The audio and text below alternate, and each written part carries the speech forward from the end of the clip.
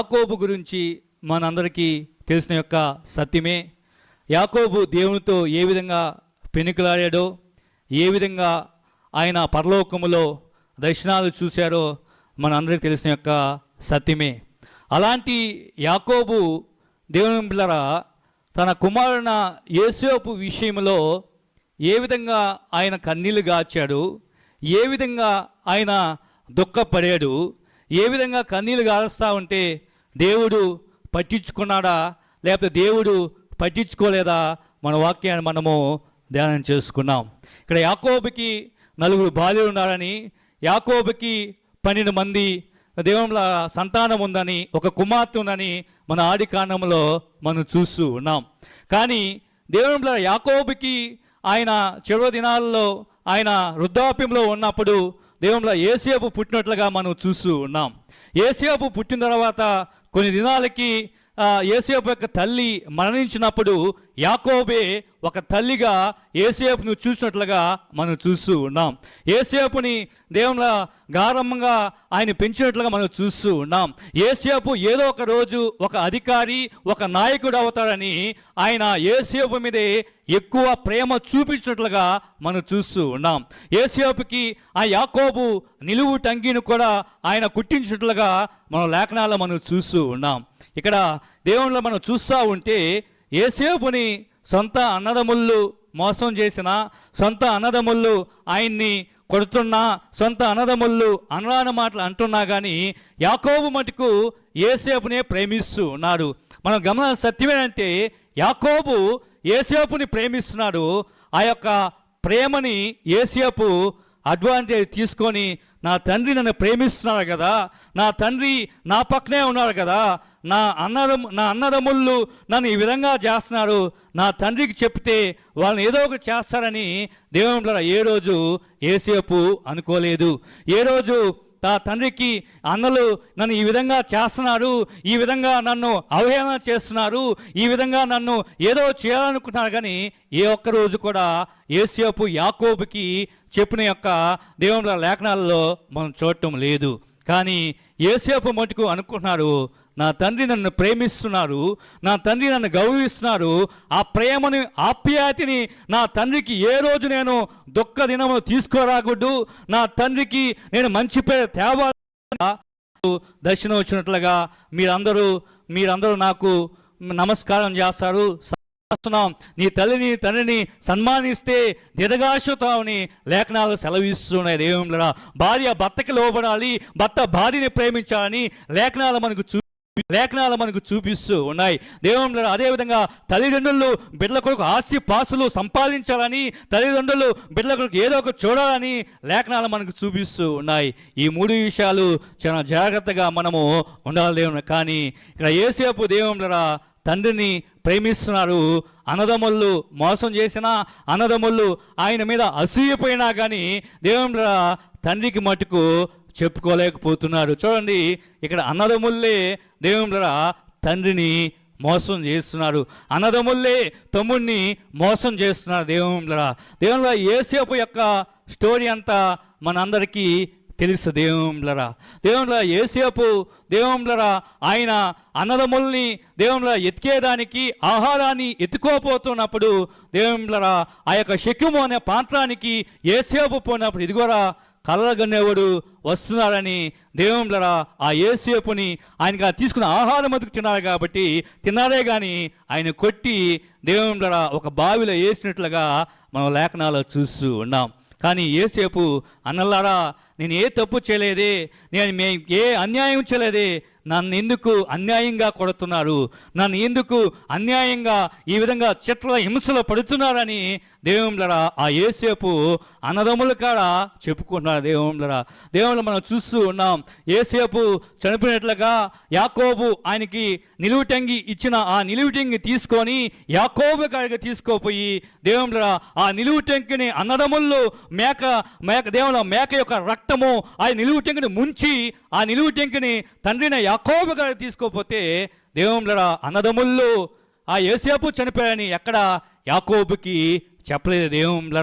దేవుళ్ళ ఎప్పుడైతే ఆ నిలువుటంగిని ఆ యొక్క యాకోబుకి ఇచ్చారో ఆ నిలువుటంగిని చూసుకొని దుష్ట మృగము నా నా ప్రేమైన కుమారుని యోసేపుని చంపేసినని ఏడుస్తున్నారు.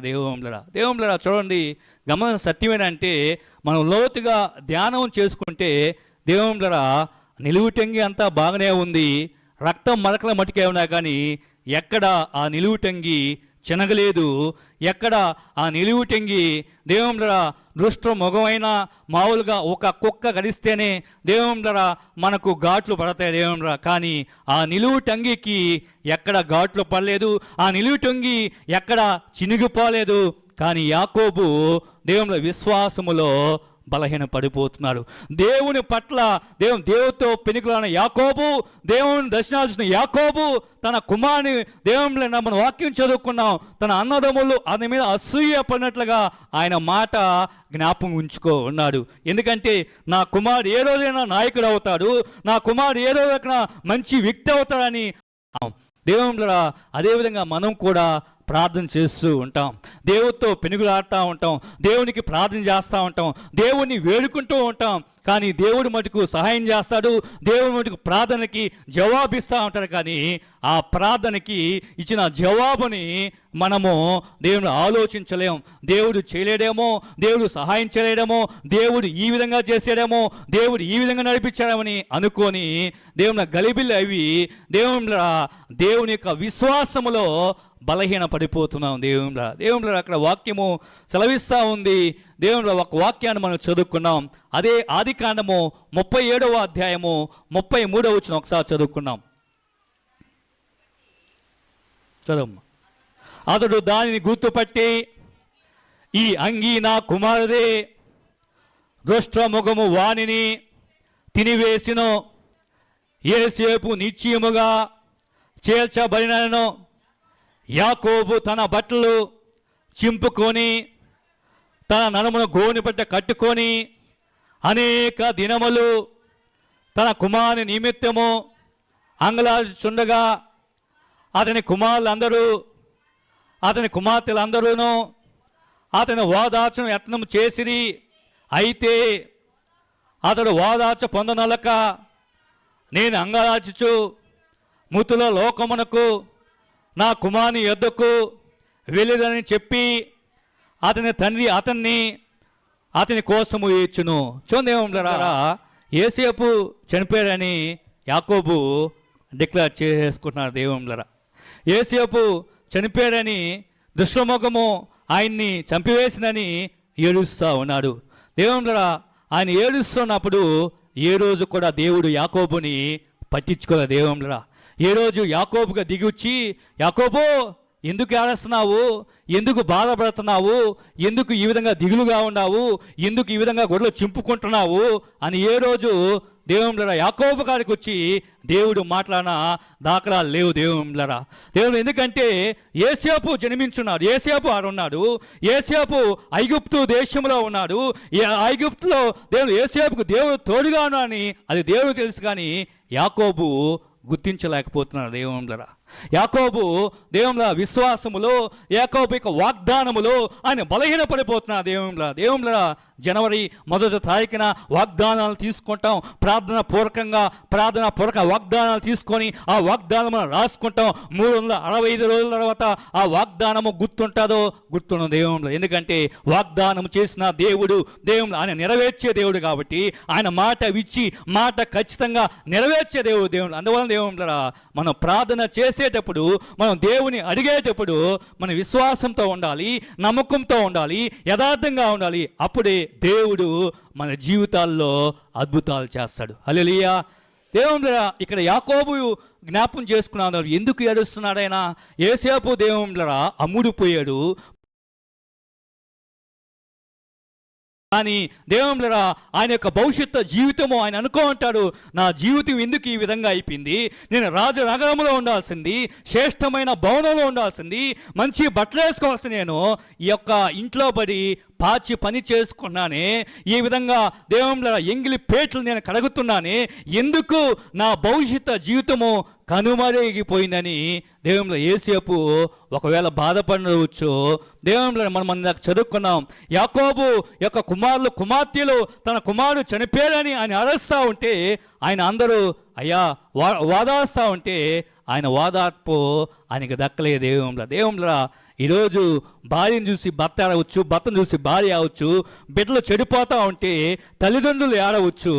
దేవుళ్ళ ప్రభు పేరుని మనవి చేశారంటే వాదార్పు ఏ మనిషి వల్ల దొరకదు, కానీ ప్రభు అయిన యేసుక్రీస్తు వల్ల మాత్రమే వాదార్పు దొరకతుంది. హల్లెలూయా.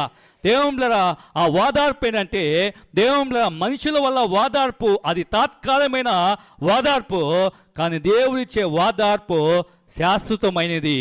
దేవుళ్ళ అది నిరంతరంగా ఉంది, అది స్థిరంగా ఉంటుందని ప్రభు పేరిట నేను మనవి చేస్తున్నా. దేవుళ్ళ మనం చూస్తూ ఉన్నాం.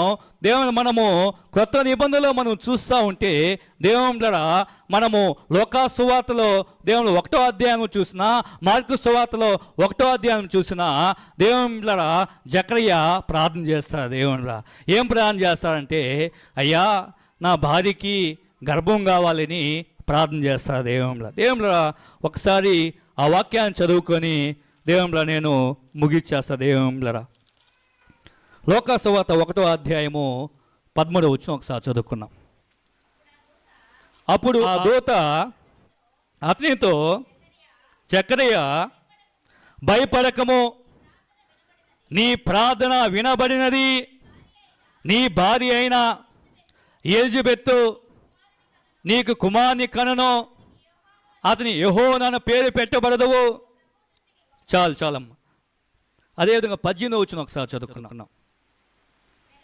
జకర్య ఇది నాకెలాగ తెలియను, నేను ముసలివాడును, నా భార్య బహుకాలము గడిచినని ఆ దూతతో చెప్పగా, దేవుని సమ్ముఖమునందు నిలుచు గబేలును నీతో మాట్లాడుటకును ఈ సువర్తమానమును నీకు తెలుపుటకును పంపబడి తిని, మరియు నా మాటలు వాటి కాలము నెరవేరును, నీవు వాటిని నమ్మలేదు గనుక ఈ సంగతులు జరుగు దినముల వరకు నీవు మాట్లాడక మౌనమై ఉందవని అతనితో చెప్పాను. చాలు. చూద్దాంలరా, ఇక్కడ మనము వాక్యంలో చదివినట్ల 13వ వచనం చూస్తే జకర్య ప్రార్థన చేశాడు. ఏం ప్రార్థన చేశాడంటే దేవుళ్ళరా నా భార్యకి గర్భఫలం కావాలయ్యా అని దేవునికి ప్రార్థన చేశాడు. సరే ప్రార్థన చేస్తే దేవుని దూత వచ్చి అయ్యా జకర్య నీ భార్యకి గర్భఫలం ఇస్తున్నాము, ఆయన బాప్తీసం ఇచ్చే యోహాను అంటే ఇక్కడ మనం చదువుకుంటున్న రీతిలో దేవుళ్ళ అంటున్నాడు, దేవుళ్ళ జకర్య ఇది నాకేలాగా తెలియను, నేను ముసలివాడను, నా భార్య బహుకాలము గడిచినని ఆ దూతతో చెప్పగా. చూడండి, ప్రార్థన చేయటం ఎందుకు? మరి దేవుడు జవాబిస్తే అయ్యా ఆ ప్రార్థనకి జవాబుకి నాకు అర్హత లేదు, నేను ముసలివాడిని, నాకంటే నా భార్య ఇంకా ముసలిదయ్యా, నువ్వు ఏదే రాంగ్ అడ్రస్కి వచ్చావు, ఇంకో దగ్గర యవ్వనంలో పెళ్ళి అయిన వాళ్ళకి 1, 2, 3 సంవత్సరాలు బిడ్డలు లేని వాళ్ళకి పోయి బిడ్డలు అని చెప్పుంటారు దేవుళ్ళరా. కానీ దేవుళ్ళరా మనం ప్రార్థన చేస్తూ ఉంటాం, ప్రార్థనకేమో దేవుడు జవాబిస్తూ ఉంటాడు, అయ్యా ఆ జవాబు నాకు నాది కాదయ్యా ఇంకొకటి అని దేవుళ్ళరా అనాలోచనతో అవిశ్వాసముతో అపనమ్మకముతో మనము దేవుడి కాడ పొందే ఆశీర్వాదాలు, దేవుడి కాడ పొందే ప్రార్థనకి జవాబాలు మనం దాటివేస్తూ ఉంటాం. దేవుళ్ళరా ప్రభుత్వ మనసు ఇక యాకోబు కూడా దేవుళ్ళరా తన కుమారుడు గొప్ప నాయకుడు అవుతాడని దేవుళ్ళరా తన కుమారుడికి నిలువుటంగి కుడిస్తే ఆ నిలువుటంగి మేకపిల్ల రక్తములో ముంచి ఇస్తే యోసేపు చనిపోయారని దుఃఖముతో దాదాపుగా 20 సంవత్సరాలుగా ఏడుస్తూనే ఉన్నారు దేవుళ్ళరా. అదేవిధంగా ఇక్కడ జకర్య కూడా ప్రార్థన చేసిన దానికి ప్రార్థనకి జవాబు వచ్చింది. ప్రార్థనకి దేవుని దూత దిగుచ్చి మాట్లాడుతూ ఉంటే దేవుళ్ళ ఇది నాకు కాదయ్యా అని అంటున్నాడు. దేవుళ్ళ దూత ఏం చేస్తా అంటే ఇది అయ్యేదాకా ఆ యొక్క దేవుని జకర్య యొక్క నోరుని మూసేసే. దేవుళ్ళ ప్రభు పేరుని మనం చేస్తానంటే దేవుళ్ళ నువ్వు దేనికోసం అయితే ప్రార్థన చేస్తున్నావో విశ్వాసంగా ప్రార్థన చేయి. దేనికోసమైతే దేవుణ్ణి అడుగుతున్నావో అది నమ్మకంతో ప్రార్థన చేయి. దేవుళ్ళు మనం అనుకున్నావు మన క్రొత్త నిబంధన మీరు ప్రార్థన చేసిన వెంటనే అది జరిగినట్లుగా మనం ప్రార్థన చేయాలి. దేవుళ్ళ సమయం లేదు కాబట్టి చిన్న ఎగ్జాంపుల్ చెప్పి నేను ముగిచ్చేస్తా. దేవుళ్ళ మా 2వ పాప నిస్సి దేవుళ్ళ మేము చంటి బిడ్డలు కూర్చొని కూడా ఒకరి చేయి పెట్టుకొని ప్రార్థన చేస్తాం. ఎందుకంటే చిన్న వయసులోనే వాళ్ళు ప్రార్థనాపరు అవ్వాలి, వాళ్ళకి దేవునికి ఉపయోగపడే వ్యక్తులు కావాలని ప్రార్థన చేస్తూ ఉంటాం. ఆ పాప దేవుళ్ళరా డాడీ నేను తెలుగు మీడియం చదవను, ఇంగ్లీష్ మీడియం, యాకోబులాగా మనం వండుకుంటా, దేవుళ్ళ జకరేలాగా మనం వండుకుంటా, మనము దేవునితో పెనుగులాడదాము, విశ్వాసముతో నమ్మకముతో దేవుణ్ణి కన్నీళ్ళు గార్చి దేవునికి జవాబులు పొందుకొని మనము దేవుని స్థిరంగా దేవునికి దీవెన పొందుకోవాలని ప్రభు పేరిట నేను మనవి చేస్తూ, దేవుడు ఈ సహాయం ఇచ్చిన దానికి దైవ సేవలకి వందనాలు చేస్తూ ఈ వాక్యము ఇందుతో ముగిస్తున్నాను. హల్లెలూయా. మహాదూతలైన శరాపుల మధ్యలో మానక దీవారాత్రంలో గొప్ప స్వరముతో గాన ప్రతిగానాలతో స్తుతింపబడుతున్న ప్రభా మీకు స్తోత్రములు చెల్లిస్తుంటున్నాం. ఎంతవరకు ప్రభా మీ సేవకులు అరుణ్ డేవిడ్ గారిని మీరు నిలబెట్టుకొని యాకోబు యోసేపులను గురించినటువంటి మాటలు మాకు తెలియచేస్తున్నారు. ప్రభునైనా యాకోబు అయితే ప్రభునైనా ఆ యొక్క యోసేపు కలలు కనినప్పుడు ఆ కలల విషయంలో యాకోబు గుర్తు పెట్టుకున్నాడు, మనసును పెట్టుకున్నాడు. కానీ ప్రభా ఎప్పుడైతే వాళ్ళ అన్నలు ప్రభా ఆ యొక్క నిలువుటంగిని తీసుకొచ్చి ఇచ్చి, ఇదిగో ఇది నీ కుమారుదైనా చూసు అన్నప్పుడు ఆయన చూసిన తర్వాత ఇది నా కుమారునిదే, దుష్ట మృగములు చీల్చివేసెను అని ప్రభు కన్నీటితో తన జీవితం అంతా కూడా కన్నీటిమయంతో ఉండిపోయాడయ్యా. కానీ ప్రభు మొట్టమొదటిగా కలిలో చూసినటువంటి ఆ వ్యక్తి యాకోబు తన హృదయంలో భద్రపరుచుకున్నది అవిశ్వాసి అయి ప్రభు ఆ యొక్క తండ్రినైనా ఆ యొక్క మాటలను మర్చిపోయినట్టుగా చూస్తుంటున్నాం. అంత మాత్రమే కాదు, సమాధానం ఇచ్చినటువంటి గాబ్రియల్ దూత యొక్క మాటను నమ్మకం లేకుండా పోయింది, అపనమ్మకంతో ఉన్నాడు ప్రభు. అందుకనే ఆయన యొక్క భార్య గర్భవతి బిడ్డకు జన్మించేంత వరకు కూడా ఆయన మౌని అయిపోయాడు ప్రభు. కానీ మేము అలా కాదు నాయన, విశ్వాసమునకు కర్తయ్య కొనసాగించేవాడనైనా యేసయ్య నీ వైపు చూస్తూ మా విశ్వాస పోరాటంలో అయ్యా నమ్మకం ఉంచి, విశ్వాసం ఉంచి, నమ్మకమైనటువంటి జీవితం కలిగి, మేము నమ్మకమైన వానికి మెండైన దీవెనలు కలుగు అని లేఖనములు తెలియచేసిన రీతిగా మేమందరము కూడా ప్రభా అయ్యా మీ యందు విశ్వాసం ఉంచి, నమ్మకం ఉంచి, నీలో ఉన్న ఆశీర్వాదములకు వారసులైన బిడ్డలుగా మమ్మల్ని దీవించండి, నడిపింపచేసి కాపాడండి. వచ్చిన ప్రతి ఒక్కరు కూడా లేఖన భాగాన్ని ప్రభు చదివినప్పుడు అయ్యా తండ్రి నేను అవిశ్వాసము కాగా విశ్వాసముతో ముందుకు కొనసాగే జీవితమును, నమ్మకమైన జీవితమును, పట్టుదల కలిగిన జీవితమును, ప్రార్థనకి ప్రతిఫలం పొందే జీవితమును కలిగి ప్రభా ఈ లోకములో మేము జీవించినట్లు మమ్మల్ని నడిపింపచేసి నీ కృపలో వర్ధిల్ల చేసి నడిపించండి, బలపరచండి, కాపాడండి. అయ్యా ప్రతి హృదయంలో నమ్మకమును, విశ్వాసమును బలపరిచి అయ్యా తండ్రి నేను ప్రభా మేము అడుగు వాటికంటే, ఊహించు వాటికంటే అత్యధికమైనటువంటి మేలులతో తృప్తిపరచగలిగిన దేవుడు నీ ఒక్కడవే ప్రభా. ప్రతి ఒక్కరు కూడా అలాంటి నమ్మకము కలిగి, విశ్వాసం కలిగి ముందు కొనసాగినట్లు నీ కృపను గ్రహించి సహాయం చేయమని ఘనత, మహిమ, ప్రభావాలు నీకే చెల్లిస్తూ నీ కృపను కోరుకుంటూ నా ప్రభును రక్షకుడైన యేసు క్రీస్తు పరిశుద్ధ నామంలో ప్రార్థిస్తున్నాం మా ప్రియ పరలోకపు తండ్రి, ఆమేన్. సాకి వెళదాం. చిరకాలం నాతో ఉంటానని ఘనమైన స్తుతిగానమా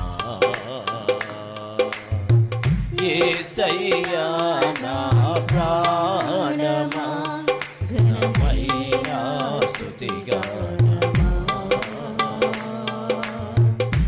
అద్భుతమైన నీ ఆదరణే ఆశ్రయమైన నీ సంరక్షణయే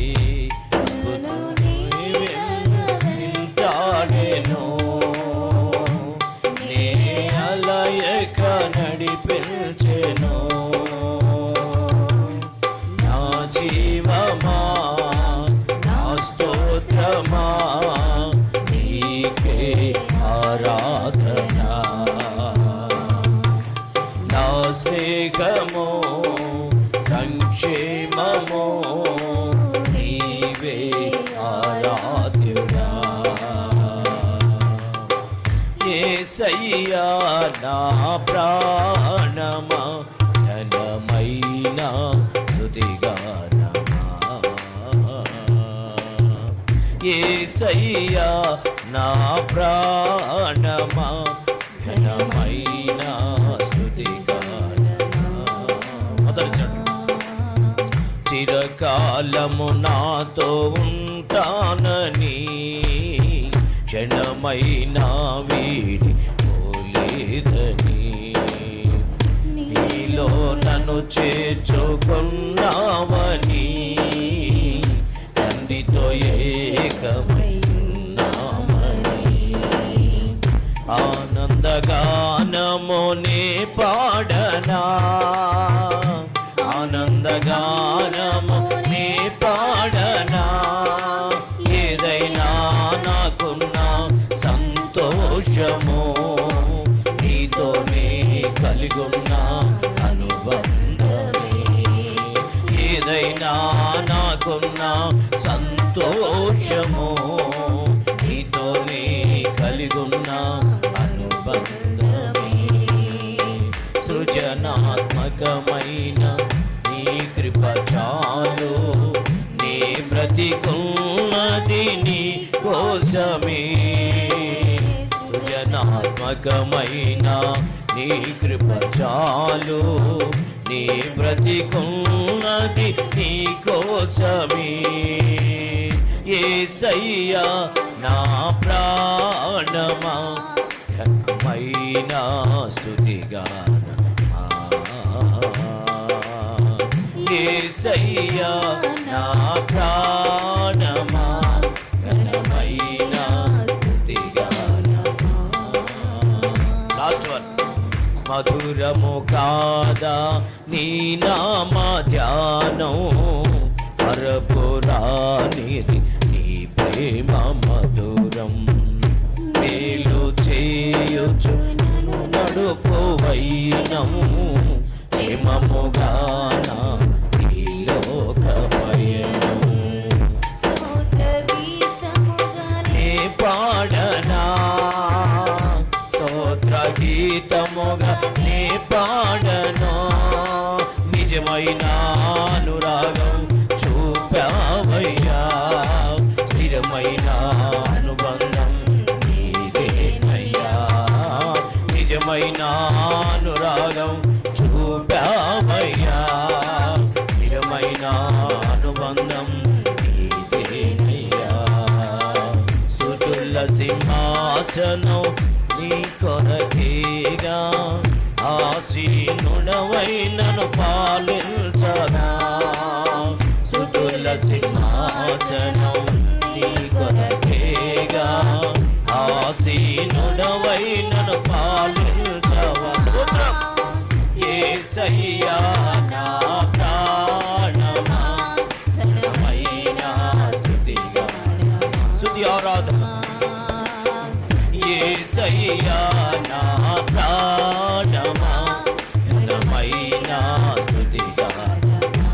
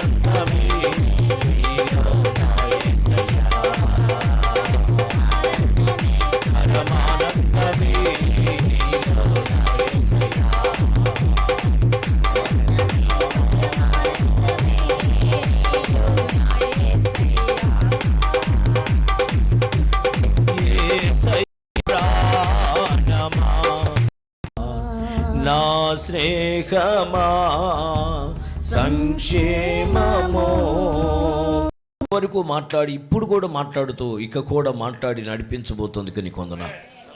దిగివచ్చి బలపరచండి, ఆదరించండి, ఆశీర్వదించండి, మీరు మాత్రం మహిమ తెచ్చుకోమని ఇంతవరకు నిలబెట్టుకున్న ప్రభా అరుణ్ డేవిడ్ని బట్టి, దాసునైన చానా బ్రాగాన్ని బట్టి, సేవకులను బట్టి నీకు వందనాలు.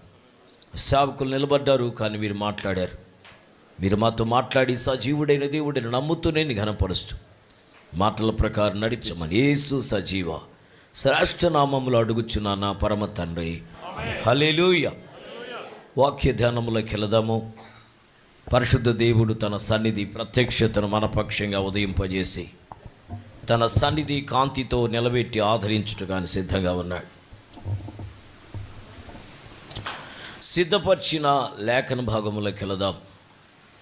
దేవుడు మన ముందు ఉంచిన సందేశాన్ని వినడానికి సిద్ధపడదాం. ప్రియులారా, ఇంతవరకు చక్కటి వాక్యం అందించిన అరుణ్ డేవిడ్ గారికి నా హృదయపూర్వక వందనాలు. ప్రార్థన చేసిన జానాపురం గారికి నా వందనాలు. ఇప్పటి వరకు చెప్పబడిన లేఖన భాగాన్ని బట్టి చిన్న ఆలోచన చేద్దాం. ఓ ప్రాంతంలో చాలా సీనియర్గా ఉన్నటువంటి సేవకులు ఉన్నారు. ఆ ప్రాంతం వారు అందరికీ ఒక నమ్మకం, సేవకుడు ప్రార్థన చేస్తే అది జరుగుతుంది.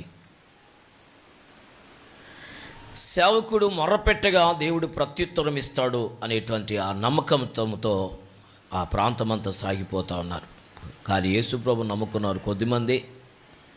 కానీ ఆ ప్రాంతమంతయు భయంకరమైన కరువు వచ్చేసిందట.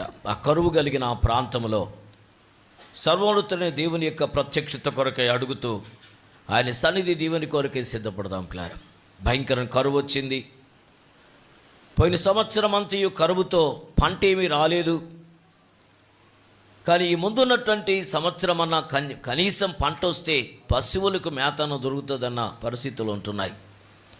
అందరూ ఊరంతా కలిసి సేవకుని దగ్గరికి గట్టిగా తిప్పినాయి. సేవకుని దగ్గరికి దేవుని బిడ్డారా ఊరంతయు నడిచి వచ్చారు. వచ్చి అలా అంటున్నారు, అయ్యా దయచేసి మీరు ప్రార్థన చేయండి. మన ప్రాంతం అంతా పోయిన సంవత్సరం అంతా కరువు వచ్చింది. ఈ సంవత్సరం కూడా అసలు వర్షమే కనబట్లేదు. వర్షం వస్తుందన్న నమ్మకం కూడా లేకుండా వచ్చేసింది. మీరు మీ దేవునికి ప్రార్థన చేయండి. మీ ప్రార్థన దేవుడు వింటాడని మాకు తెలుసు. మీ దేవుడు గొప్ప దేవుడు. కానీ మేము అందులోకి రాలేకపోతున్నాం. అయినా మీ ప్రార్థన విని ఈ ప్రాంతం పశువులకు, ఈ ప్రాంతంలో ఉన్న ప్రజలకి క్షేమం కలుగుతుంది, దయచేసి ప్రార్థన చేయండి అని వారు రిక్వెస్ట్ చేసుకున్నారట. సేవకులు అన్నారు, ఖచ్చితంగానే ప్రార్థన చేస్తానయ్యా, ఉపవాసమని కనిపెడతాను. ఈ ప్రాంతంలో నేను కూడా ఉన్నాను, కరువులో దేవుడి సహాయం చేస్తాడని విశ్వాసముతో ఓ మధ్యాహ్న సమయంలో మిట్ట మధ్యాహ్నము భయంకరంగా ఎండ, ఆకాశములో నుంచి భయంకరమైన దేవుని బిళ్ళల సెగ, వేడిమి కలుగుతున్న సమయంలో బైబిల్ని ఓ బ్యాగులో పెట్టుకొని సంకకి తగిలించుకొని తను బయలుదేరుతూ ఉన్నాడు. పరిగెత్తుకుంటూ వాళ్ళ మనవరాలు ఓ గొడుగెత్తుకొచ్చిందట. పక్కన వాళ్ళంతా నవ్వుకుంటున్నారంట. ఈ ఎండలో పోతున్నాడు, ఈ గొడుగెత్తుకిస్తుంది ఈ మనవరాలు గొడుగు పరిగెత్తుకుంటూ వచ్చి, తాతయ్య ఈ గొడుగు తీసుకెళ్ళు, మందిరములకు వెళుతున్న మన దేవుడు ప్రార్థన ఆలకిస్తాడు కదా. పోయి సంవత్సరం అంతా కరువే, ఈ సంవత్సరం కూడా కరువే కదా. మీరు ప్రార్థన చేస్తే దేవుడు ఆకాశం నుంచి వర్షం రప్పిస్తారని వీళ్ళందరూ నమ్ముతున్నారు కదా, మనము కూడా నమ్ముతున్నాం కదా. మీరు ప్రార్థన చేసి ముగించే లోపల వర్షం వచ్చేసి ఇంటికి రాకుండా ఆగిపోతావేమో, ఈ గొడుగెత్తుకెళ్ళు అని చెప్పిందంట. ఆ పాప యొక్క మాటను కాదనలేక సేవకుడి కానీ వెళ్ళాడు, ప్రార్థన ప్రారంభించాడు. ఆరంభించిన గంటన్నర అయిపోతూ ఉంది, పరిస్థితులు ఏమి మారలేదు. దీక్షగా ప్రార్థన చేస్తున్నాడు, ఆసక్తిగా ప్రార్థన చేస్తున్నాడు. కొద్ది సమయం కల్లా భయంకరమైన వర్షము, ప్రచండమైన వర్షం వచ్చేసిందట. సంవత్సరం అంతా ఆపేసిన నీళ్ళన్నీ, తూములన్నీ ఆపేసిన పరిస్థితి ఇప్పుడు ఉన్నట్టుండి ఒకవేళ ఒకేసారి తెరవబడ్డాయేమన్నంత వర్షం వచ్చేసిందట. గొడిగేసుకొని తిరిగి వస్తూ తను అనుకున్నాడు, ఈ విశ్వాసము నా ప్రార్థన బట్టి లేక నన్ను బట్టి కాదు, నా మనవరాలి యొక్క విశ్వాసమును బట్టి వర్షం వచ్చింది. ప్రైజ్ ది లార్డ్, హల్లెలూయా. భక్తి చేస్తున్నాం కానీ ఈ భక్తిలో ఉన్న దేవుని శక్తిని మనం అనుభవించలేకపోతున్నాం. ఈ షో విజన్, దేవుడు దర్శనము ఇచ్చి ఉన్నాడు. బట్ దర్శనము కలిగిన వ్యక్తి కానీ అవగాహన లేకుండా పరిస్థితిని చూసి, సందర్భాన్ని చూసి ఇబ్బంది కలగగానే ఏడవడం ప్రారంభించి కన్నీళ్లు కార్చిన పరిస్థితులు. ఇవన్నీ పక్కన పెడితే ప్రార్థన స్థితులను మారుస్తుందని, ప్రార్థన అద్భుతాలు చేస్తుందని, ప్రార్థన ఏదైనా చేయగల దేవుని సన్నిధికి మొరపెడుతున్న ఆ దేవుడు ఏదైనా చేయగలడని నమ్మినటువంటి యాజకుడు సైతము ఆ విషయంలో నమ్మకం లేక చివరికి ఆ అద్భుతము జరిగేంత వరకు మోగబోయినది తన స్వరం. నిజంగా మనం ఆలోచించగలిగితే నువ్వు నమ్మిన దేవుడు ఆశ్చర్యకారులు చేయగలిగినవాడు. మహాశ్చర్యకార్యములు ఊహించిన వాటికంటే, తలంచిన వాటికంటే అద్భుతాలు చేయగలిగిన దేవుడు. అయితే అవన్నీ జరగాలంటే నీ నమ్మిక మీదనే అది ఆధారపడి ఉన్నది. If you believe are you believe you got a miracle. నువ్వు నమ్మితే నువ్వు నమ్ముటకు సిద్ధపడితే, నమ్మిక మీద నీకు పట్టుదల ఉంటే ఖచ్చితంగా నీవు అద్భుతాలు చూడగలవు. అందుకని మార్కు 9:23 అంటాడు, నమ్ముట నీ వలన అయితే నమ్మువానికి సమస్త. మన దగ్గర ఏదైనా పెట్టుకో, అక్కడ నా రుణాలు తీరిపోతాయా? తీరిపోతాయి. నా రోగం కుదరతుందా? నా జలుబు ఒక్కటే కాదు, నాకు పట్టిన క్యాన్సర్ కూడా, నా ఇంటిని పట్టిన దరిద్రత కూడా, నా ఒంటికి పట్టిన భయంకరమైన శరీరమునకు పట్టిన కల్మషము, ఆత్మకు సంబంధించిన కల్మషము పవిత్రంగా మార్చబడతాయి. హల్లెలూయా. నువ్వు ఆత్మ కలిగించిన ఐక్యతను కాపాడుకోగలగాలి. నీ విశ్వాసములో పట్టుదల ఉండాలి. నీవు ఆసక్తి కలిగిన ప్రార్థన చేయగలగాలి. అది దేవుడు మాత్రమే చేయగలడని, ఈయన తప్ప వేరొకడు చెయ్యలేడని, ఆయన చేయగలడని నమ్మకం నీకు గనుస్తే నీ జీవితం ధన్యకరంగా మారిపోతాయి. నీ పిల్లల విషయంలో, నీ ఆరోగ్య విషయంలో, నీ ఆర్థిక విషయంలో, నీ కుటుంబ విషయంలో, నీ వ్యవసాయంలో, నీ వ్యాపారములో, నీ చేతి పనిలో, చివరికి నీకున్న కల్మషమైన భారమైన స్థితులు ఏదైనప్పటికీ విడుదలవ్వడానికి ఆయన సిద్ధంగా ఉన్నాడు. పరిశుద్ధ దేవుడు మాట్లాడుతున్నాడు. ఈరోజు ఓ చక్కటి సందేశాన్ని సేవకుల ద్వారా దేవుడు మోసుకొచ్చాడు. సో ఈరోజు కూడా ఆ సందేశాన్ని మనం విన్న మన జీవితంలో దేవుడు మన విషయమై సహిస్తాడు, భరిస్తాడు. దేవుని బిడ్డలారా, మోయడానికి సిద్ధంగా ఉన్నాడు. అది ఏదైనా కానీ ఎక్కడా అంటే కేవలము సిలువలో మాత్రమే. సిలువలో మాత్రమే. ఆ సిలువ యాగము, సిలువ భారము మోయలేనంతదట. ఆంధ్రక్రిస్తే కీర్తనలు అంటాడు ప్లార్. ఆయన అంటాడు, మోయలేని సిలువ నువ్వు మోసావయ్యా. ఈ లోకంలో సిలువ అంటే అందరూ అనుకుంటున్నారు ఒక అడ్డుకొయ్యి నిలువుకొయ్యి మాత్రమే అని. కానీ కాదు. ఆ అడ్డుకొయ్యి నిలువుకొయ్యికి దేవుని బిడ్డలారా చెక్కల భారం కాదు, అది ప్రతి మనుషుని యొక్క భారం, ప్రతి మనుషుని యొక్క పాపము. వాడు చేసిన అతిక్రమములు, నీవు చేసిన అతిక్రమములు, ఒకప్పుడు నేను చేసిన అతిక్రమాలు, ఇక్కడున్న సర్వ ప్రజలు చేసిన అతిక్రమాలు, from the day beginning of earth, దేవుని బిళ్ళరా మొదటి మానవుడైన ఆదాము మొదలుకొని ఇప్పటి వరకు ఆయన అంటాడు ప్లారా.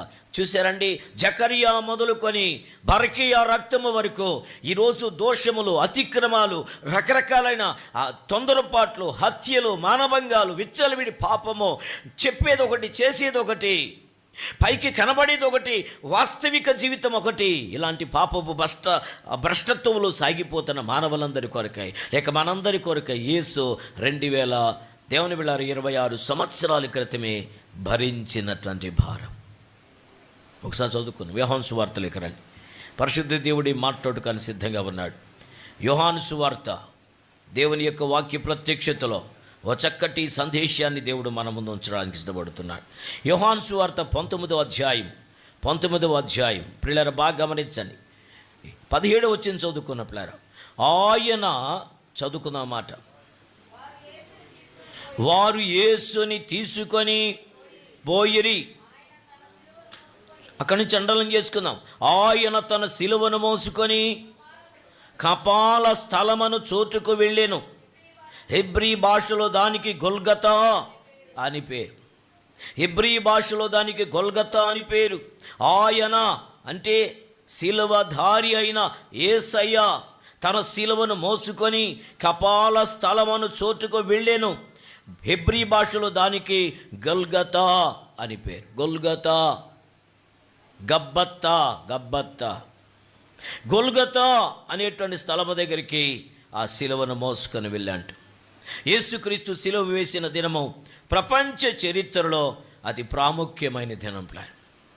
యేసుక్రీస్తు వారు శిలువ భరించకపోతే, శిలువను సహించకపోతే, శిలువలో ఆయన విజయము నిజముగా పొంది మనకు దాన్ని అందివ్వకపోతే మన బ్రతుకులు ఏమైపోయినాం.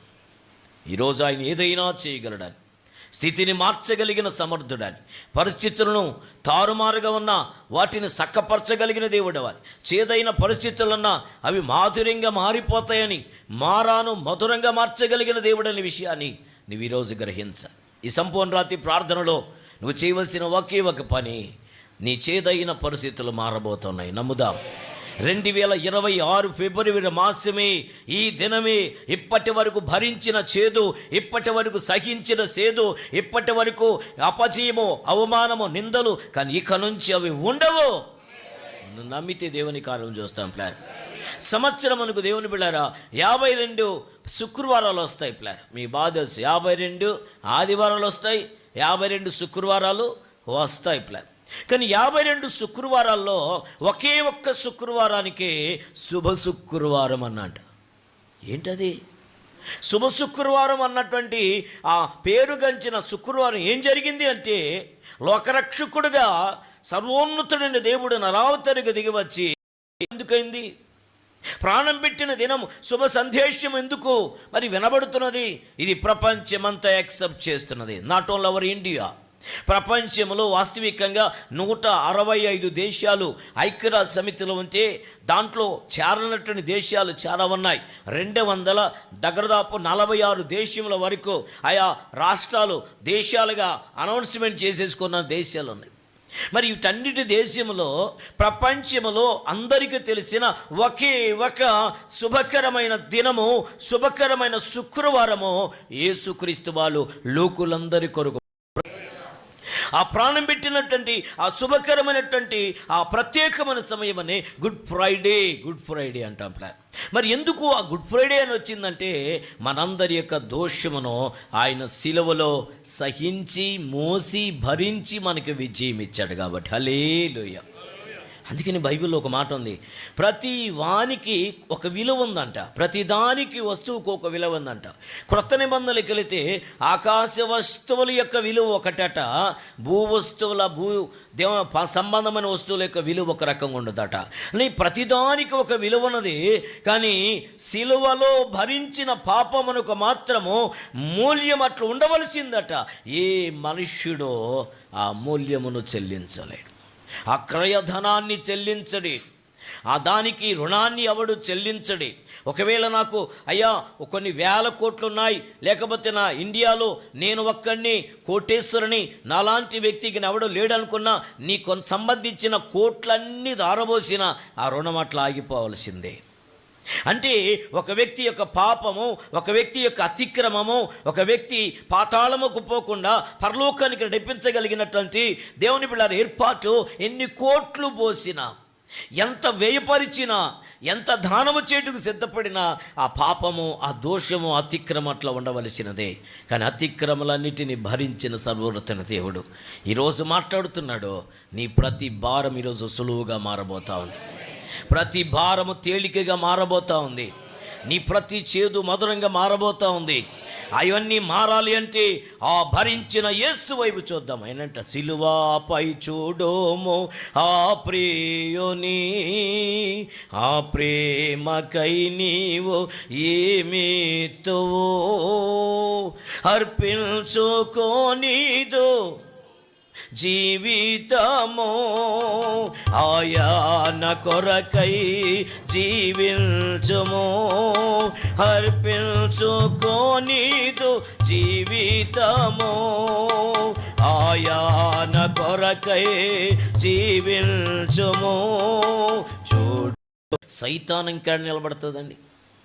అలాంటి గొప్ప సేవకుని ద్వారా రక్షణలోకి రావడానికి, అలాంటి సేవకుల ద్వారా బాప్తిసం పొందడానికి, అలాంటి సేవకుల ద్వారా దేవుని బిడ్డారా, క్రీస్తులోనికి రావడానికి దేవుడు మక్కకు అవకాశం ఇచ్చినాడు. అయితే ఈరోజు దేవుడు మాట్లాడుతున్నాడు. ఆయన శిలువను మోసి భరించి మనందరి పక్షంగా విజయమనిచ్చిన దేవుడై ఉన్నాడు. ఆయన గబ్బతా అనే స్థలము వరకు శిలువను మోయలేని ఆ శిలువను మోసి అక్కడ శిలువ వేయబడడానికి సిద్ధపడిపోయినట్లే ఈరోజు యేసయ్య నీ నా విషయమై అని చేస్తున్న కార్యం. ఒక చూద్దాం ఆది కాండములోని 50:3 చూడండి ప్లారా. ఈ పాత నిబంధనలో యోసేపు మరణించినప్పుడు ఐగుప్తులంట దేవుని బిడ్డలారా 70 దినములు దుఃఖమును పాటించారట. ఒకసారి చదువుకుందాం ఆ మాట. సుగంధ ద్రవ్యములతో సిద్ధపరచబడ వారి కొరకు దినములు సంపూర్ణమగునట్లు అతని కొరకు చూసారా, నేను మాట్లాడుతున్నట్లేరా 40 దినములు 40 దినములు సంపూర్ణమైనను అతని గూర్చి ఐగుప్తీయులు 70 దినములు దుఃఖమును పాటించిరి. అతనిని గూర్చి అంగలార్పు దినములు ప్రకటించు తరువాత దేవునికి స్తోత్రం కలుగును గాక. ఫరో ఇంటి వారితో మాట్లాడి నీ కటాక్షము నా మీద ఉండిన ఎడల అయ్యా మీరు అనుగ్రహించి నా యొక్క మనవి ఫరోకి తెలియజేసి నా తండ్రి బిడ్డలు గమనించండి. యోసేపుకని యేసుక్రీస్తుకని ప్రత్యేక సంబంధం అన్నది పిల్లారు. యోసేపు ఏ రీతిగా పవిత్రంగా జీవించగలిగాడు, యోసేపు ఏ రీతిగా తన యథార్థతను కాపాడుకోగలిగినాడు, యోసేపు పాపము ఏ రీతిగా చేసేదనో అని కేకబెట్టి తండ్రి అయిన దేవుని యొక్క ఎదుట యేసుక్రీస్తు వారు పాపము లేనివాడుగా నాలో పాపముంది మీరు ఎవడైనా రూపించగలడని కేకబెట్టి నిలబడగలిగినాడు. యోసేపు కూడా అంటాడు చూడండి, ఆదికాండం 39:9 రెండో భాగంలో అంటాడు, నేను ఏ రీతిగా ఇంత భయంకరమైన ఘోరమైన పాపము చేసేది కాబట్టి నేను ఎట్లయిత ఘోరమైన దుష్కార్యము చేసి మొదటి నుంచి చదవండి సార్. ఈ ఇంటిలో 9వ వచనం, నీ ఇంటిలో 9వ వచనం, నీవు అతని భార్యవైనందున చూశారని నిన్ను తప్ప మరి దేనిని నాకు అప్పగింపక ఉండలేదు. కాబట్టి నేనిట్లు ఇంత ఘోరమైన దుష్కార్యమును చేసి దేవునికి విరోధంగా ఒక్కటన్నా వినబట్ల మధ్యలో మింగేస్తా ఉన్నా. నేనిట్లు ఇంత ఘోరమైన దుష్కార్యమును చేసి దేవునికి విరోధంగా పాపము కట్టుకొందునని తన యజమానుని యొక్క భార్యతో ఎవరంటున్నారండి? నీతిమంతుడని యోసేపు అని చెప్పండి. యోసేపు అంటే పూర్తి కాదు పిల్లారా, నీతిమంతుడని యోసేపు. ఈరోజు ఒక క్రైస్తవుడు చెప్పవలసిన ఒకే ఒక్క మాట, నా దేవుని ఎదుట నేను యథార్థంగా, నా దేవుని ఎదుట నమ్మకముతో, నా దేవుని ఎదుట. అట్లుండగా ఒకనాడు అతడు తన పని మీద ఇంటిలోని లోపలికి వెళ్ళినప్పుడు ఇంటి మనుష్యులు ఎవడునో అక్కడ లేరు. అప్పుడు ఆమె అతని వస్త్రమును పట్టుకొని తనతో శయనించమని చెప్పగా అతడు తన వస్త్రమును ఆమె చేతిలోని విడిచిపెట్టి తప్పించుకొని బయటికి, చప్పలు కొడతాం ఒకసారి, బయటికి పారిపోయాను. హల్లెలూయా. సర్వశక్తి కలిగిన దేవుని యొక్క సన్నిధి, దేవుని ప్రసన్నత ఏ రీతిగా ఉంటుంది, ఎవరి పక్షంగా ఆయన భరించుటకు సిద్ధపడుతున్నాడో, పాపరహితులైన దేవుడు పిల్లరా, పాప సహితులైన నా జీవితంలోంచి విడుదల ఇవ్వడానికి సిద్ధపడుతున్నాడు. యోబు ఒకసారి ఒకానొక మాట అన్నాడు పిల్లరా, పాప సహితులలో నుంచి పాపరహితుడు పుట్టగలిగిన ఎంత మేలు, ఎంత మేలు. ఒకసారి చదువుకున్న యోబు గ్రంథం 14వ దేవుని బిడ్డల అధ్యాయం 1వ వచనం చూడండి పిల్లరా, ఏం మాట్లాడుతున్నాడు. స్త్రీ కన్నటువంటి నరుడు, చూశారండి, స్త్రీ కనిన నరుడు చూసాను. నా దగ్గర ఇంకో భాష ఉంది, చదువుతాను దాన్ని, తెలుగు భాష. స్త్రీ కని నరుడు కించిత్ ఆయుష్షు గలవాడై మిక్కిలి బాధనందును. తర్వాత పువ్వు వికసించినట్లు వాడు పెరిగి వాడిపోవును, నీడ కనబడక పోవునట్లుగా వాడు నిలువక పారిపోవును. అట్టి వాని మీద నీవు కనుదృష్టి ఉంచి ఉన్నావు, తీర్పు నందుటికై నన్ను నీ ఎదుటికి రప్పించి ఉన్నావు. అండర్లైన్ చేసుకుందాం. పాప సహితునిలో నుండి పాపరహితుడు పుట్టగలిగిన ఎంత మేలు. పాపము ఎరుగని యేసు ఈరోజు ఓ పాపిలాగా సిలువలో మన భారాన్ని భరిస్తున్నాడు, మన అతిక్రమాన్ని భరిస్తున్నాడు. యుక్త వయసే కాదు, మధ్య వయసులో ఉన్నవారు, పెండైపోయిన వారు, వృద్ధాప్యములకు వచ్చిన వారు కూడా పాపముతో ఏడ్చబడుతూ శరీర కోరికల కొరకై కన్ను ఏది ఆశిస్తే, శరీరము ఏదైతే ఆశిస్తే, మనసు ఏది ఆశిస్తే పాపానికి అమ్ముడుపోతా ఉంటే ఈ 2026 ఫిబ్రవరి మాసం ఈ సంపూర్ణ రాత్రి ప్రార్థనలో నా భారాన్ని మన పాపమనంతా భరించుటి కొరకు మనందరి యొక్క అతిక్రమాలు కడిగివేసి నూతన శక్తిని, నూతన బలమును, పాపము లేని వాడుగా ఉన్న యేసు మన పాపములో నుంచి భ్రష్టత్వాన్ని కడిగివేసి పరిశుద్ధులుగా మార్చి అపజయాన్ని జయంగా మార్చబోతా ఉన్నాడు. దేవుని స్తోత్రం కలుగును గాక. ఆయన భరించుతూ సహిస్తున్న దేవుడై ఉంటున్నాడు. ఒకసారి చూడండి, సంఖ్యాకాండంలో ఒక మాట అంటాడు. సంఖ్యాకాండం 20 అధ్యాయంలో ఓ చక్కటి సందేశము ఆత్మదేవుడు మన కొరకే సిద్ధపరిచి ఉన్నాడు. చూడండి, సంఖ్యాకాండం 20 అధ్యాయం 29వ మాట బాగా గమనించండి. 20 అధ్యాయము 29వ వచనం ఏం మాట్లాడుతున్నా అక్కడ? అహరోను చనిపోయినని సర్వ సమాజము గ్రహించినప్పుడు ఇశ్రాయేలు కుటుంబీకులందరూ అహరోను కొరకు 30 దినములు దుఃఖమును సలిపిరి. దేవునికి స్తోత్రం కలుగునుగాక. హల్లెలూయా, హల్లెలూయా. దేవుని బిడ్డారా, అయితే ఇలాంటి పరిస్థితుల మధ్యలో ఇలా ఉంటే, కానీ బైబిల్ గ్రంథంలో ఇర్మియా ఒక మాట అంటారు, మీరు ఒకరి కొరకు ఏడవండి.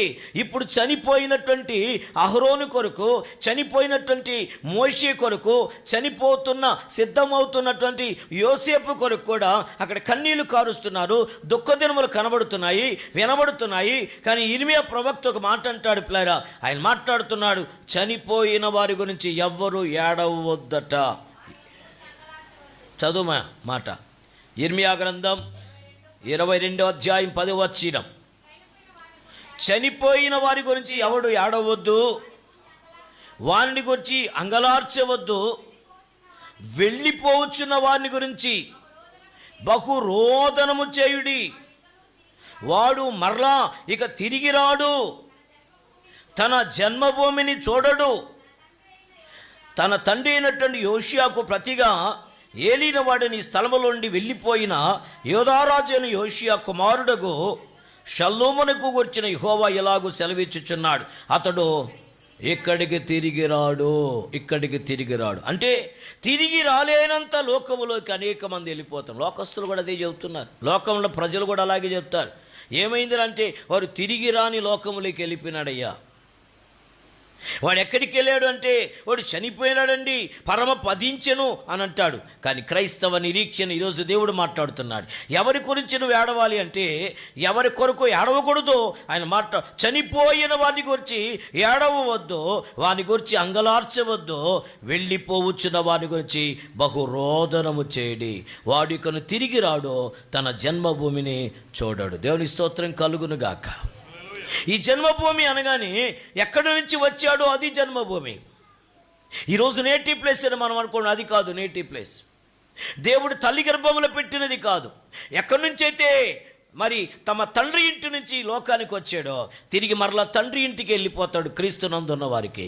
కానీ తండ్రి ఇంటికి వెళ్ళకుండా వెళ్ళవలసిన త్రోవలోకి మరి మొదట వదిలి వచ్చినటువంటి తమ స్వదేశానికి వెళ్ళకుండా వేరొక దిక్కులోకి వెళుతున్నాడు. అంటే తిరిగి రాని ప్రాంతములోకి, యాతన కలిగిన స్థలములకి వెళ్ళిపోతున్నారు. ఎవరు అంటే పాపముతో రాజీ పడిన వారు, లోకముతో రాజీ పడిన వారు, భ్రష్టత్వముతో రాజీ పడిన వారు, యేసు లేని వారు, యేసుని కలిగి కూడా అటు ఇటు జీవిస్తున్న వారు, ఏక దృష్టి లేని వారు, పవిత్రతలోకి తను అప్పగించుకోకుండా ఉన్నవారు, యేసు నా కొరకై భరించాడు, యేసు నా కొరకై సహించాడు, యేసు నాకు సిలువలో విజయం ఇచ్చాడు అని గ్రహింపలేని అనేక మంది జీవితాలు.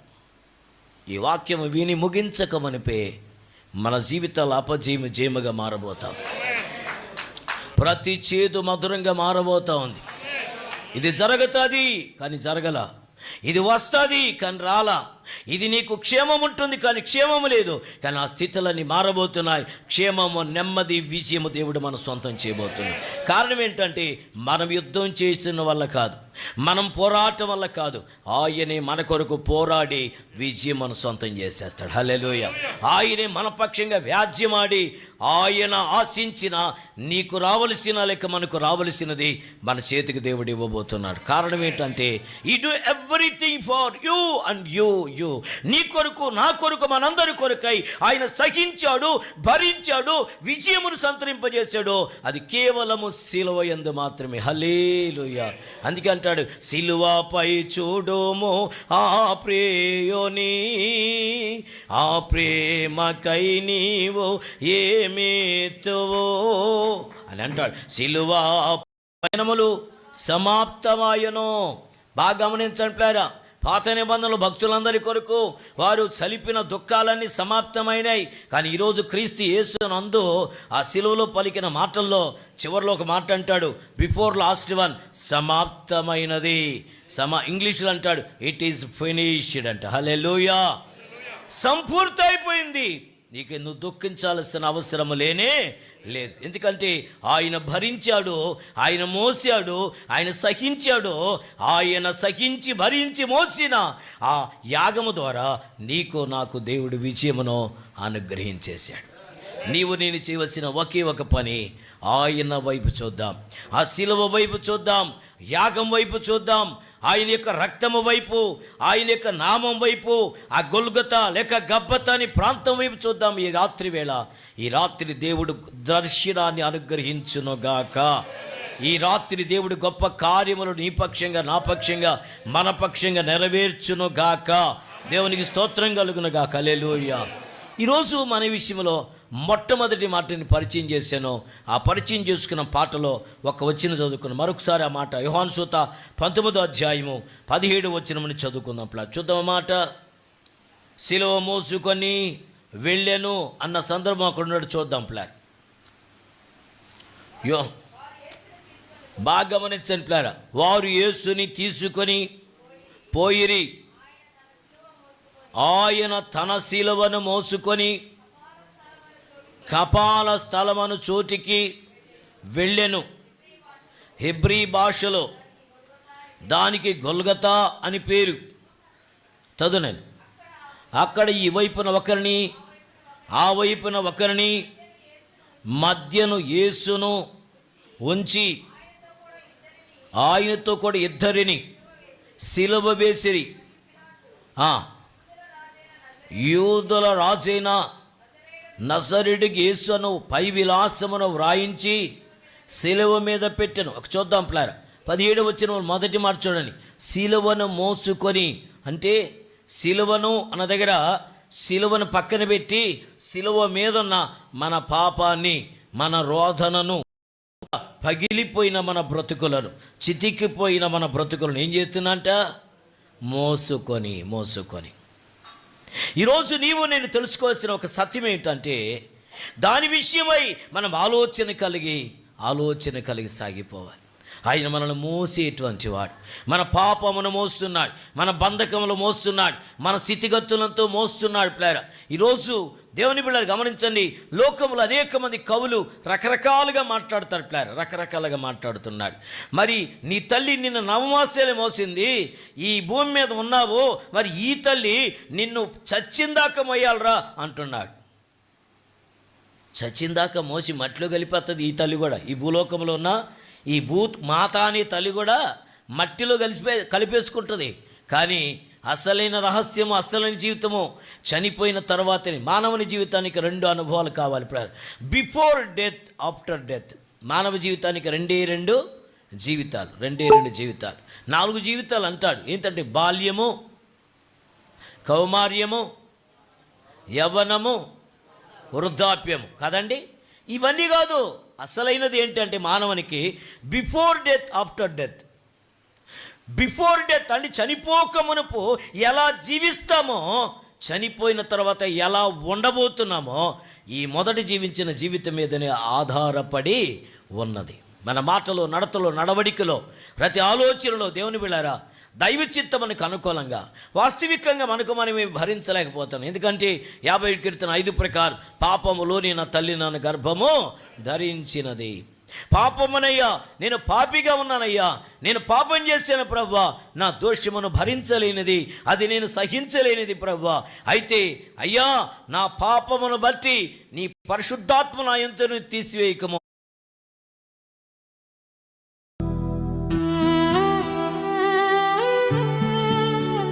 పోగొట్టుకున్న నూతనంగా మరలా తిరిగి పుట్టించమని కేక పెడుతున్నాడు 51 కీర్తనలో. దేవుని బిడ్డారా, తన కన్నీటి ప్రార్థన ఆలకించి దేవుడు తిరిగి మరలా రక్షణ ఆనందాన్ని, పరిశుద్ధాత్మను స్థిరపరుస్తూ తనతో పాటు దేవుని సన్నిధి నుంచి తన పశ్చాత్తాపమును బట్టి, తన యొక్క సమర్పణను బట్టి 91 కీర్తన 15 ప్రకారం, 90 కీర్తన 15 ప్రకారం తన జీవితంలో అయ్యా కీడును అనుభవించాను, మేలుతో నింపు ప్రభు అని కన్నీరు కార్చినప్పుడు దేవుడు ఆయన ప్రార్థన ఆలకించి ఒక స్వరమునిచ్చి ఆకాశం మీద రాజు ఒకడు ఉండక మానుడ. ఇప్పటికీ సూర్యుడు ఉన్నాడు, ఇప్పటికీ భూమి ఉంది, కానీ ఇప్పుడు ఒక రాజు ఉన్నాడు అనే విషయం అనేక మందికి తెలియదు. ఆ రాజు ఆయన అంటాడు, అబ్రహాము కుమారుడైన, దావీదు కుమారుడైన యేసుక్రీస్తు మనకి ఈరోజు రాజు అయ్యి ఉన్నాడు. దేవుని స్తోత్రం కలుగునుగాక. హల్లెలూయా. ఈ రాజే మనల్ని భరించువాడు, మనల్ని మోసేటువంటి వాడని లేఖనము స్పష్టంగా మన పక్షంగా తెలియచేయడానికి దేవుని యొక్క లేఖనాలు మనకు ఆత్మదేవుడు తేటగా మనతో మాట్లాడడానికి సిద్ధంగా ఉన్నప్పుడు ఈరోజు అనేక మంది జీవితాల్లో మనము వాటిని అనుభవించలేకపోతున్నప్పుడు ఇంతకీ ఆయన మోసినది ఏమిటి? సిలువలో ఆయన మోసినది, సిలువ అన్నాడు కానీ సిలువ అనే రూపంలో ఆయన మోసినది మొదటిది మన పాపములను ఆయన మోసుకొని వెళ్ళాడు. హల్లెలూయా. లేఖనములు ఇక్కడ అన్ని ప్లారా మీకు బాగా తెలుసు. యెషయా గ్రంథం 53:12 మాట చూడండి ప్లారా. నిజంగా ఎంతకంటే శ్రేష్టకరమైన లేఖనాలు బైబిల్లో ఎక్కడ కనబడవు ప్లారా. ఇదే మన జీవితాన్ని శాసించగలిగింది, మన జీవితాన్ని మార్చగలిగినది, మన దిక్కుని, మన దిశని మార్చగలిగినది, ఏదైనా చేయగలిగినది ఆ లేఖనము ఒక్కటే. 53 యెషయా గ్రంథం 12 వచ్చిన చదువుదాం. కావున గొప్ప వారితో నేను అతనికి పాలు పంచిపెట్టెదను, గనులతో కలిసి అతడు కొల్ల సొమ్మును ఏలియనగా యెషయా గ్రంథం 53:12 వచ్చిన అతడు తన కలిగిన వేదనను చూచి 11 తృప్తి నొందును, నీతిమంతుడైన నా సేవకుడు జనుల యొక్క దోషమును భరించి తనకున్న అనుభవ జ్ఞానము చేత అనేకులను నిర్దోషులుగా చేయును. బాబా చప్పలు కొట్టిన ఒకసారి. హల్లెలూయా. మనము దోషులము, పాపులము, భ్రష్టులము, ఎందుకు కొరగానేటువంటి వారు. మనం పెదాలతో బలి మాట్లాడతామండి. అసలైన జీవితంలోకి వస్తేనే వాస్తవిక జీవితం అంటే దేవునికి బట్టబయలవుతుంది. ఆడుస్తాం కానీ ఏడ్చే ఏడుపుకి, లోపల ఉన్న పశ్చాత్తాపానికి లంగరు కుదరదు. ఎవరికి వాళ్ళు బిల్డప్ చేసుకుంటూ వస్తున్నారు. నేను చాలా పవిత్రుని, నా అంత నీతిమంతులు లేడని భార్యను తృణీకరిస్తాడు.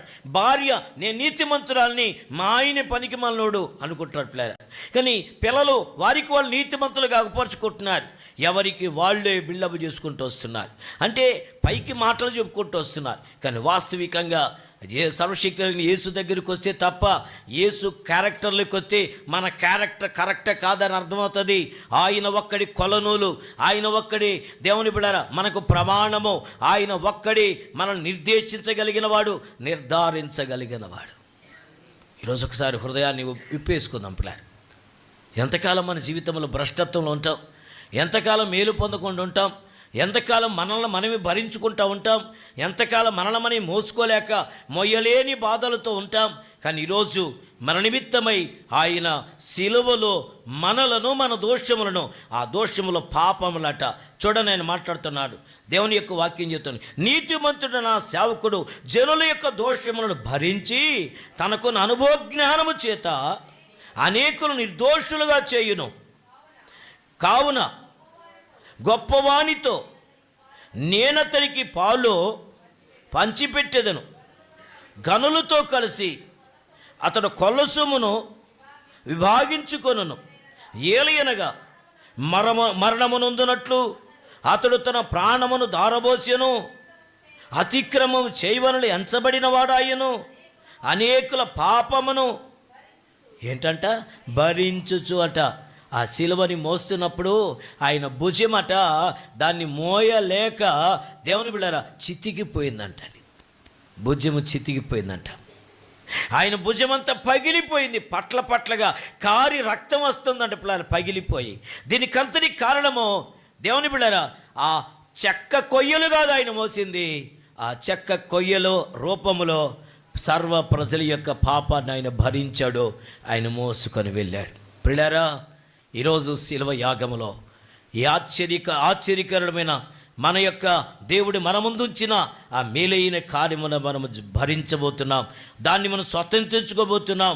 దేవుని బిడ్డారా, సాతాను పాపము మరి ఆకర్షించడానికి సిద్ధపడుతుంటే ఆ యేసయ్య మన పాపాన్ని భరించి మన దోషము నుంచి మనల్ని తప్పించి విముక్తిని విడుదల కలిగించిన పరిస్థితి మనకు కనబడుతుంది. పిల్లారు, ఈరోజు ఓపెన్గా చెప్తాను పిల్లారు, దావీదు పాపం చేసేవాడు, కానీ దావీదు పాపం ఒప్పుకొని విడిచిపెట్టాడు కనుక అతని యొక్క కుమారునికి, అతని యొక్క సంతానమునకు సింహాసనం వాగ్దానము చేయబడింది. దేవుని స్తోత్రం కలుగునుగా. కలలు యోసేపు పాపం తన కళ్ళ ముందుకు వచ్చింది, చేటుకు అవకాశం ఉంది, చేటుకు బలం ఉంది, ఇంకా పెండ్లి కాలేదు, వయసులో ఉన్నాడు, నవ యవన బలము కలిగిన అనుకున్నావు, కానీ పాపమును విడిచిపెట్టి పారిపోతా ఉన్నాడు. హలే కృత్యమైన పాపమునకు ఒడిగట్టెదను, నీవు అతని భార్యమైనందున నిన్ను తప్ప నా చేతికి ఏది ఇవ్వకుండా లేడట. పనివారికి కూలిచ్చేది ఈయనే, పని చేపిచ్చేది ఈయనే, ఖజానాలు ఎంత ఉందో ఈయనకి మాత్రమే తెలుసు. ఖజానా తాళాలు ఇతని దగ్గరే ఉన్నాయి, అంటే ఇనపెట్టి తాళాలు ఈయన దగ్గరే ఉన్నాయి. పనివారికి, కూలివానికి, పశువులకు, దానాకి అన్నీ ఇచ్చేది ఈయనే.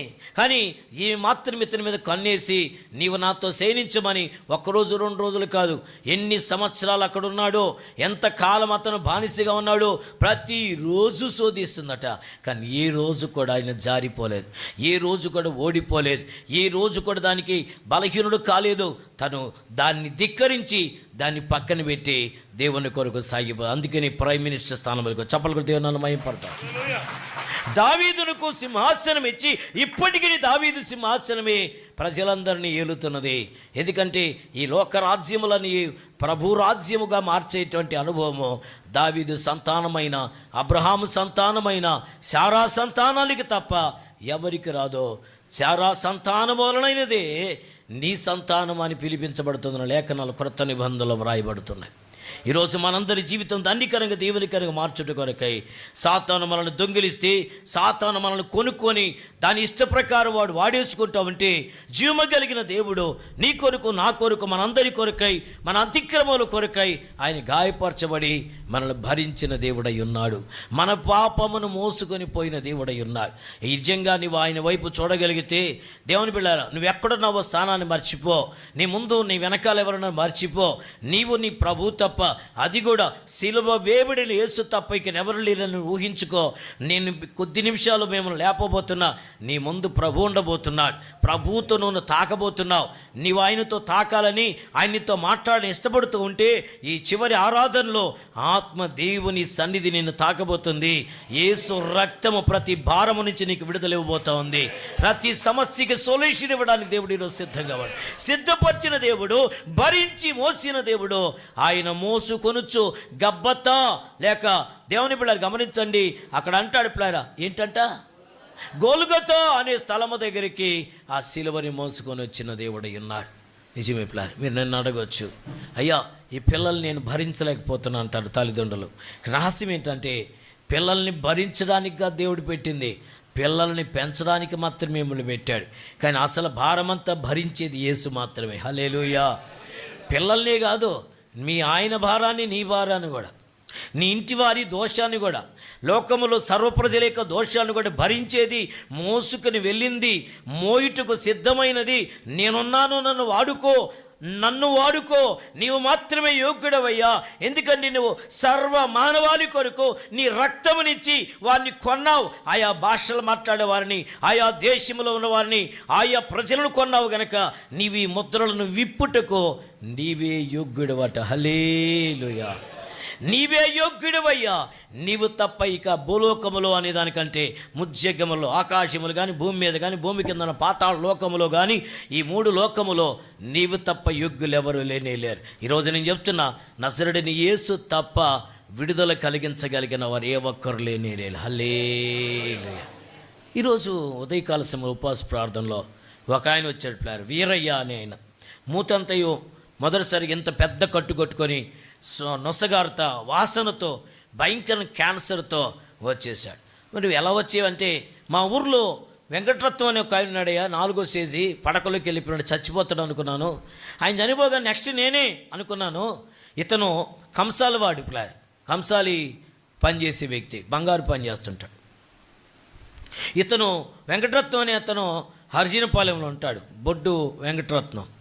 ఆయన క్యాన్సర్ చచ్చిపోతాడు అనుకున్నాయా, మీ చర్చికి తీసుకొచ్చారంట. ఆయన ఈరోజు స్కూటర్లో ఆయన భార్యని ఎక్కించుకొని పోతున్నాడు. చప్పలు కూడా దేవుని మహిమపడతాం.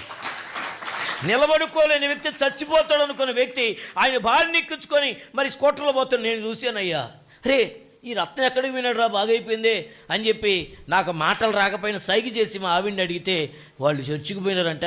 మనం కంసాలో ఉన్నాం కదా, మనకెవరు దిక్కులేరు అన్నారయ్యా. కానీ నేను బతిమలాడుకొని ఆ పక్కనే ఉంది కదా శాంతమానవని, అమ్మ మీ చర్చికి నేను రావచ్చా అని అడిగిందండి. దేవుని స్తోత్రం కలుగును గాక. ఆ అంటుంది, అంతకంటే భాగ్యం ఏముందయ్యా, వచ్చాయి నీ నమ్మిక ప్రకారం దేవుడు అద్భుతం చేస్తాడని. ఆయన మొదటి వారం వచ్చాడు. ఈ వారం ఆయన చెబుతున్న మాట ఏంటంటే, నా శరీరంలో నాకే వాసన వచ్చే స్థితి ఇప్పుడు లేదయ్యా. ప్రైజ్ ది లార్డ్, హల్లెలూయా. ఇదంతా నొసుగారుతామనింది, జల్లుగారిపోయింది. ఎందుకంటే ఇదంతా మరి అది క్యాన్సర్ వల్ల పోయింది, మరి కిమో ఇచ్చడం వల్ల ఇదంతా మొత్తం లేదు. కానీ ఇప్పుడు అదంతా అది ఆగిపోయిందంట. దేవుని స్తోత్రం కలుగునుగాక. నీకేమనిపిస్తుందన్న? ఆయన అంటాడు, నేను బ్రతకతాననిపిస్తుందట. దేవునికి స్తోత్రం కలుగునుగాక. నువ్వు కాదు బ్రతికేది, నా యేసయ్య నిన్ను బ్రతికిస్తాడు. హల్లెలూయా. యేసయ్య నీ భారాన్ని భరించే దేవుడు, నీ రోగాన్ని వహించే దేవుడు. ఆయన నీ తొందరపాటును సహించే దేవుడు. నీ తల్లి నిన్ను ద్వేషించవచ్చు, నీ తండ్రి కూడా నిన్ను విడిచిపెట్టవచ్చు, నీవు కట్టుకున్న భర్తే నిన్ను వగ్గేయొచ్చు అంటే విడిచిపెట్టవచ్చు. కానీ విడవని ఎడబాయని దేవుడు, నీ ప్రతి భారాన్ని ప్రతి దోషాన్ని సహించగలిగిన వాడు ఒకే ఒక్కడున్నాడు, ఆయనే నజరేయుడైన యేసయ్య. స్నేహితులారా, ఇది నేను అనుభవపూర్వకంగా మీతో చెబుతున్నా. ఆ సమయంలో మేము మా ఇంటి వారు ఏడుస్తున్నప్పుడు మా మధ్యకు దిగి వచ్చి ఆయన ఒకే ఒక మాట అంటాడు, ఫియర్ నాట్ ఏ అమ్మాయి, హల్లెలూయా. భయపడుకొడి, దిగులు పడుకొడి, నేనున్నా ఆ యేసే నాకు, నా కుటుంబానికి. ఈరోజు దేవుని పిల్లలు ఎందుకు ఎంత నేను వివరంగా చెబుతున్నా అంటే, చాలామంది సన్నిహితులుగా ఉంటూ మనతోనే నడుస్తూ వారి మాటల్లో వారు ఎప్పుడో మాట్లాడిన మాట మనకు తెలియకుండా మాట్లాడిన మాట మన దాకా వస్తామంటే హృదయం పగిలిపోతుందండి. మనుషులు ఇంత భయపరుస్తారా? మనుష్యుల్లో ఇంత భయంకర స్వార్థం ఉంటుందా? ఎస్పెషల్లీ యేసుని ఎరగని వారి సంగతి పక్కన పెడితే, యేసుని ఎరిగి యేసు రక్తములు కలగబడి అపోస్తల బోధ సహవాసము రొట్టె విరిచిన ప్రార్థన చేయట, ఎడతెరిపు లేకుండా కూడా రొట్టె ద్రాక్షరసం తీసుకుంటూ దేవుని వాక్యం చదువుతూ కూడా బ్రతుకులు మారటము లేదు. మార్పు చెందే జీవితం కొరకే దేవుడు ఇష్టపడుతున్నాడు. ఎంతకాలం మారని జీవితం, ఎంతకాలం వేషధారణ జీవితం, ఎంతకాలము లోకముతో పాపంతో రాజ్యపడతావు యేసు పేరు పెట్టుకొని. ఈరోజు శుక్రవారం ఉపవాస కూడికలు మీరు వినుంటారు ప్లేరా. ఒకే ఒక సందర్భం గురించి మాట్లాడుతూ వచ్చారు, సంపూర్ణ మగుటకు సాగిపోదమట. హల్లెలూయా. ఆయన అంటాడు ప్లేరా, దుష్టత్వాన్ని, దుర్మార్గతను, దేవుని బిళ్ళ లోక సంబంధమైన కుయుక్తులు కొని మాట్లాడుతూ వాటన్నిటిని విడిచిపెట్టి సంపూర్ణ మగుటకు సాగిపోదము అంటున్నట్లేరా. ఒక ఆయన ప్రశ్నించాడు అక్కడ, అయ్యా నాలాంటి వాడు సంపూర్ణులు అవుతాడా, నాలాంటి వాడు సంపూర్ణతలోకి వస్తాడంటావా అంటే, సంపూర్ణత అనేది ఒకటి వస్తుందని ఉన్నది కాబట్టి సాగిపోదాము అని పౌలు గారు పిలుస్తున్నాడు. సంపూర్ణతలో సాగిపోదాం. వాటిలో మొట్టమొదటి మాట చెప్పాను, నీ దేవుడు లేక మన తండ్రి అయిన దేవుడు పరిశుద్ధుడు గనక మీరు సమస్త విషయంలో పరిశుద్ధతలో సంపూర్ణతలోకి రండి అంట. హల్లెలూయా. ఈరోజు పరిశుద్ధతలో సంపూర్ణత అనేది ఒక్క రోజుతో 2 రోజులతో అయ్యేది కాదు, ఒక ఆదివారం ఆరాధనలు అయ్యేది కాదు దేవుని బిళ్ళారా, లేక ఒక సంవత్సరంతో ముగించేది కాదు, లేక దేవుని బిళ్ళారా ఈ లోకములో ఇన్ని పీరియడ్ ఆఫ్ టైము, ఇంత ప్రత్యేక సమయము, ఇంత లైఫ్ స్పాన్ ఇంతేనండి అనుకోవడానికి లేదు. బిళ్ళారా జీవిత కాలమంతయు అది పరిశుద్ధతలో నుంచి రావాల్సిందే. ప్రకటనలో ఆయన అంటాడు ప్లారా, చదవనవసరం లేదు, 22:11 అంటాడు ప్లారా. అని అంటున్న ఒకే ఒక్క మాట ఏంటంటే, దుష్టులు దుష్టులుగానే ఉండనివ్వమంట, పాపులు పాపులుగానే ఉండనివ్వమంట. కానీ చివరిలో అంటాడు, నీతిమంతులు నీతిమంతులుగా ఉండనిమ్మో, పరిశుద్ధులు పరిశుద్ధులుగానే ఉండనిమ్మట. హల్లెలూయా. పరిశుద్ధత అనేది ఒక్క రోజుతో ముగించేది కాదు. Ever and ever more. దేవుని బిడ్డారా, ఎన్నెన్నటికి నీ మందిరమునకు పరిశుద్ధత అనుకూలము. ఈ పరిశుద్ధులుగా మార్చబడడానికి మన వల్ల కాదు, మన క్రియలు కావు, మన నడవడిక కాదు, మన నీతి క్రియలు కావు. యేసు రక్తము మాత్రమే మనకు చాలినదయ్యున్నది. సాతాను నిన్ను పాపంలో పరిపక్వతని వాళ్ళ ఇష్టపడుతుంటే, యేసయ్య పాపము తను భరించి, తను సహించి, తను మోసుకొని మనకు క్షేమాన్ని నెమ్మదినిస్తే. అదే పిలుపు మత్తయి 11:28-29 అంటాడు, నేను సాత్వికుడును దీన మనసు కలిగిన వాడిని గనక మీ మీద నా కాడిని ఎత్తుకుని నా యుద్ధ నేర్చుకొనండి. ప్రయాసపడి భారము మోసుకొనుచున్న సమస్తమైన జనులారా నా యుద్ధకు రండి, నేను మీకు విశ్రాంతిని ఇస్తాను. విశ్రాంతి ఏ విషయంలో ఇస్తావయ్యా? నువ్వు ఏది భరిస్తున్నావో అది నేను భరించేస్తా. నువ్వు ఏది మోసుకుంటున్నావో అది నేను మోసుకొని నీకు మోతలేని జీవితం ఇస్తా, నీకు క్షేమకరమైన జీవితం ఇస్తా. ఇది యేసయ్య నీకు నాకు ఇచ్చేటువంటి విజయకర అన్నవాళ్ళు. క్యాన్సర్ ఎలా బాగైపోతుందండి? క్యాన్సర్ తను తీసుకుంటూ, దేవుని బిళ్ళరా, తన ఆరోగ్యాన్ని మనకిస్తున్నాడు. దేవుని స్తోత్రం కలుగునగాక. దేవుని బిళ్ళలు గమనించండి, మరి ఆయన ఎంతగా గాయపరచబడ్డాడు, ఎంతగా దెబ్బలు తిన్నాడు, ఎంతగా వేదన అనుభవించారంటే, దేవుని బిళ్ళరా, మరి ఆయన అంటాడు కదా, 39 కొరడ, ఏమి 40 కొట్టొచ్చు కదా, 40 కొట్టొచ్చు కదా. ఒక్కటి తక్కువ 40 దెబ్బలట, 30 కొరడా దెబ్బలు కొట్టబడ్డాయి. అరికాలు మొదలు యేసయ్య గాయాలు, యేసయ్య రక్తపు ముద్ద, యేసయ్య స్రవించిన రక్తము, చివరి రక్తముట్టు వరకు ఆయన అసువులు బాపిన అనుభవం అంతా చూస్తామంటే, ఇదంతయో మనము భరించాలి, మనము సహించాలి, మనం కొట్టబడాలి. మన కాళ్ళతో చేసిన పాపాలు ఎక్కడికంటే అక్కడి పిచ్చి కుక్కలాగా.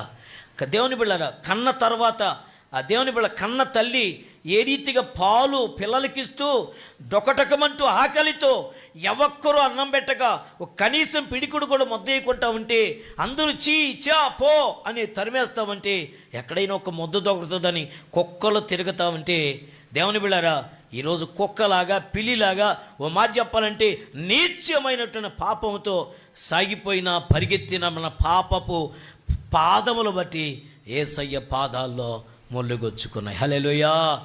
యేసయ్య పాదాలు బంగారు పాదాలు ఏమైపోయినాయంట? ఎండల్లో కందాయ్యా, అయ్యయ్యో రాళ్ళల్లో నలిగాయ్యా. చూసారండి, ఆయన పాదాలు నలిగిపోయినాయి, ఆయన చేతులు నలిగిపోయినాయి, ఆయన శరీరం అంతా రక్తపు ముద్దగా మారిపోయింది. ఎంతో సుందరుడైన యేసయ్య స్వరూపమైన సొగసేన లేనివాడుగా, వ్యాధిని అనుభవించిన వాడుగా, వ్యసనాక్రాంతుడిగా మార్చబడిపోయింది. దీనికి అంతటి కారణము మనల్ని భరించుట బట్టి, మనల్ని సహించుటను బట్టి, మనల్ని మోయుటను బట్టి ఈ అనుభవం కలిగిందని సత్యాన్ని మీకు చెప్పడానికి నేను ఆనందిస్తూ ఉన్నాను. దేవుని బిడ్డలు గమనించండి, ఇదే అధ్యాయం 53వ అధ్యాయం యెషయా గ్రంథంలో ఒక మాట ఉంది పిల్లారు, మీ కళ్ళ ముందు నేను పెట్టడానికి ఇష్టపడుతున్నా. చూడండి, ఆయన మాట 5 నుంచి చదువుకుంటే వెళ్దాం పిల్లారు. 5 వచనమును చదువుకుంటే ఏంటంట, మన యొక్క అతిక్రమ క్రియలను బట్టి అతడు గాయపరచబడెను, మన యొక్క దోషములు బట్టి అతడు నలుగొట్టబడెను, మన సమాధానార్థమైన శిక్ష అతని మీద పడిను, ఆయన పొందిన దెబ్బల చేత, దేవుని నామానికి మహిమ కలుగునుగా, హల్లెలూయా, ఆయన పొందిన దెబ్బల చేత మనకు స్వస్థత కలుగొచ్చు ఉన్నది. ఇవన్నీ పక్కన పెడితే దేవుని బిడ్డారా, మొదటి మాట నీకు చెప్పాను, మన పాపములను ఆయన మోసుకొని పోయాను.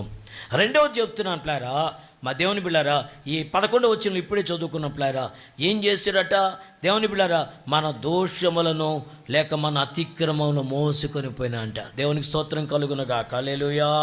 చూడండి, మన దోషం మరొకసారి చదువుకున్న 11వ వచనం చూడండి. అతడు తనకు కలిగిన వేదనను చూసి తృప్తి నందును, నీతిమంతుడైన నా సేవకుడు జనుల దోషమును, మొదటి పాపమును, రెండోది మన దోషమునట. జనులు అన్న దగ్గర ఆ కోణములో నీవు నేను ఒకప్పుడుటిమి, ఇప్పుడు మనము రక్షించబడ్డ వారము, మనము రక్షణలోకి వచ్చిన వారము, రక్షణ అనుభవములోకి వచ్చిన వారము.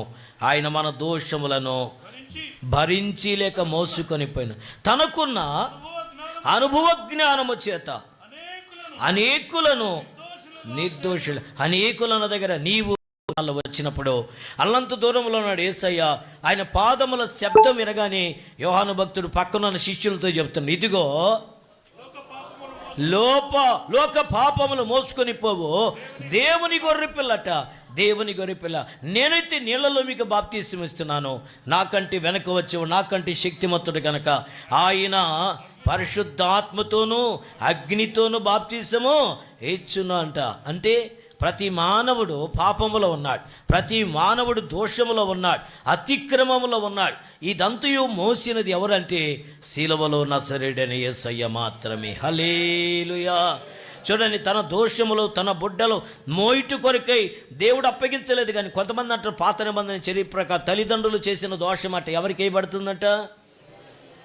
తన పిల్లల యొక్క ఒడిలో వేయబడుతుంది. అంటే తల్లిదండ్రులు చేసిన పిల్లలకు వస్తే, దేవుని బిడ్డలు గమనించని పిల్లారా, పిల్లలకు వస్తే ఈ పిల్లలందరూ చేసిన దోషము తండ్రిగా ఉన్న సృష్టికర్తైన దేవుడు తన ఏకైక కుమారుని మీద వేసుకొని భరించి మనలను సహించిన దేవుడైన. దీనికి ఎగ్జాంపుల్ 9వ వచనం చూడండి ఏం మాట్లాడతాడు.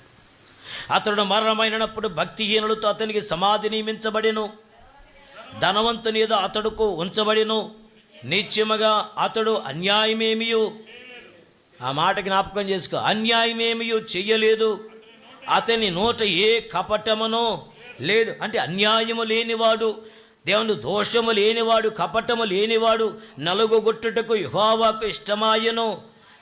ఆయన అతనికి వ్యాధిని కలుగచేసెను. అతడు తన్ను తాని అపరాధ పరిహారార్థ బలి చేయగా అతనికి సంతానము కలుగును. హల్లెలూయా. అతడు దీర్ఘాయుష్యమంతుడుగును, యెహోవా ఉద్దేశ్యము అతని వలన సఫలమగును. చప్పలు కూడా దేవునాను మహిమపడదాం. తల్లిదండ్రుల దోషం పిల్లల మీద వేయబడుతుంటే, కానీ పిల్లలు చేసిన దోషము సృష్టికర్తని దేవుడు తన ఏకైక కుమారుని మీద భరించడానికి అప్పగించేశాడు.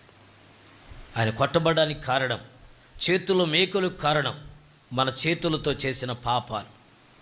మన పాదాలకి దేవుని బిడ్డలు అంటిన పాపమంతా ఆయన పాదములు మేకులుగా మారితే, ఆయన మనం చేసిన పాపపు ఆలోచనలన్నీ ఆయనకు ముళ్ళ కిరీటముగా రక్తలు ధారలుగా చిందించబడ్డానికి అది తల మీద మోతబడితే, దేవుని బిడ్డరా అరికాల మీద నన్నెత్తి వరకు మన శరీర పాపపు కొయ్యలని యెషయా ప్రవక్త అంటాడు. స్వస్థత కొంచెమని లేదట, అది కట్టబడలేదు, తైలముతో మెత్తన చీమలు పిండబడలేదట. దేవుని బిడ్డరా పచ్చి పుండట. ఇలాంటి భారమైన జీవితంలో ఉన్న బ్రతుకులను ఆ శిలువలో యేసయ్య భరించి మోసిన దేవుడై ఉంటున్నాడు. కాబట్టి దేవుడు మనందరి కొరకై ఒక ప్రత్యేక వ్యక్తిని ఉంచుకున్నాడు. ఇది లేవీ కాండములో చూపించి ప్రార్థనలోకి వెళ్దాం ప్లాయర్. చూద్దాం ఒకసారి లేవీ కాండము చూద్దాం. 4వ అధ్యాయంలో చూడండి ప్లాయరా. 4వ అధ్యాయంలో చూస్తే లేవీ కాండం 4వ అధ్యాయం మీకు బాగా తెలిసి అర్థం చేసుకుంటూ ఈ మాట మీ ముందు ఉంచడానికి 4వ అధ్యాయం 22 నుంచి 24 వచ్చిన చూడని ఏం మాట్లాడుతున్నాడు. అధికారి పొరపాటున పాపము చేసి తన దేవుడైన యెహోవా ఆజ్ఞలన్నిటిలో దేనినైనాను మీరి చేయరాని పనులు చేసి అపరాధి అయిన ఎడల, అతడు ఏ పాపము చేసి పాపి ఆయనో అతనికి అది తెలియబడిన ఎడల అతడు చేయవలసిన ఒక పని ఉంది. నిర్దోషమైన మగ మేకపిల్లను అర్పణగా తీసుకొని వచ్చి ఆ మేకపిల్ల తల మీద చెయ్యి ఉంచి దహన బలి పశువును వధించు చోట యెహోవా సన్నిధిని దాని ఏంటది చేసింది నీవు, కానీ ఏ లోపము లేని మగ మేకపిల్లని తీసుకొచ్చి దాని మీద తల మీద చేతులుంచి పాపమంతా ఒప్పుకోవాలంట. దేని మీద? మేకపిల్ల మీద. ఈ ఒప్పేసుకున్న తర్వాత ఇతడు భరించాలి, ఇతడు వెళ్ళాలి, కానీ అది యెహోవా ఎదుట ఈ గొర్రె పిల్ల వధించబడుతున్నది. చాలా మంది అన్నారు పాత నిబంధనలు ఏముందండి, అంత కొత్త నిబంధన అన్నాడు. అసలు పాత నిబంధన లేకుంటే క్రొత్త నిబంధన లేదు. దేవుని స్తోత్రం కలుగునుగాక. కానీ పాత నిబంధనలు పరిపక్వత కనబడలేదు కనుక క్రొత్త నిబంధనలు యేసు వచ్చి దాన్ని పరిపూర్ణం చేసేసాడు. హల్లెలూయా. అది నిబంధన రక్తం, నా యేసు రక్తం. చూడండి ప్లారా, ఆ గొర్రె పిల్లని తీసుకొచ్చాడట. ఆ తర్వాత ఇదే అధ్యాయం 30 చూడండి ప్లార్ ఏం మాట్లాడుతాడు, మీకు బాగా అర్థమవుతుంది ప్లార్. 30 ఎవడైనను పాప పరిహారార్థ బలిగా అర్పించుటకు గొర్రెను తీసుకొని వచ్చినడలా, ఈ గొర్రె ఎలా ఉండాలట, ఏ దోషము ఏ లోపము లేనిదై ఉండాలి. దాన్ని తీసుకుని వచ్చి పాప పరిహారార్థ బలియగు ఆ పశువు తల మీద చెయ్యి ఉంచి దహన బలి పశువును వధించు చోటను పాప పరిహారార్థ బలియగు దానిని వధించవలెను. యాజకుడు పాప పరిహారార్థ బలియగు పశువు రక్తములు కొంచెము తన వ్రేలుతో తీసి దహన బలిపీఠము కొమ్మల మీద చెమిరి ఆ పీఠము అడుగున ఆ రక్త శేషమంతయు పోయవలెను. మరియు సమాధాని బలి పశువు యొక్క క్రొవ్వును తీసినట్లు దీని కొవ్వునంతయు తీవలెను.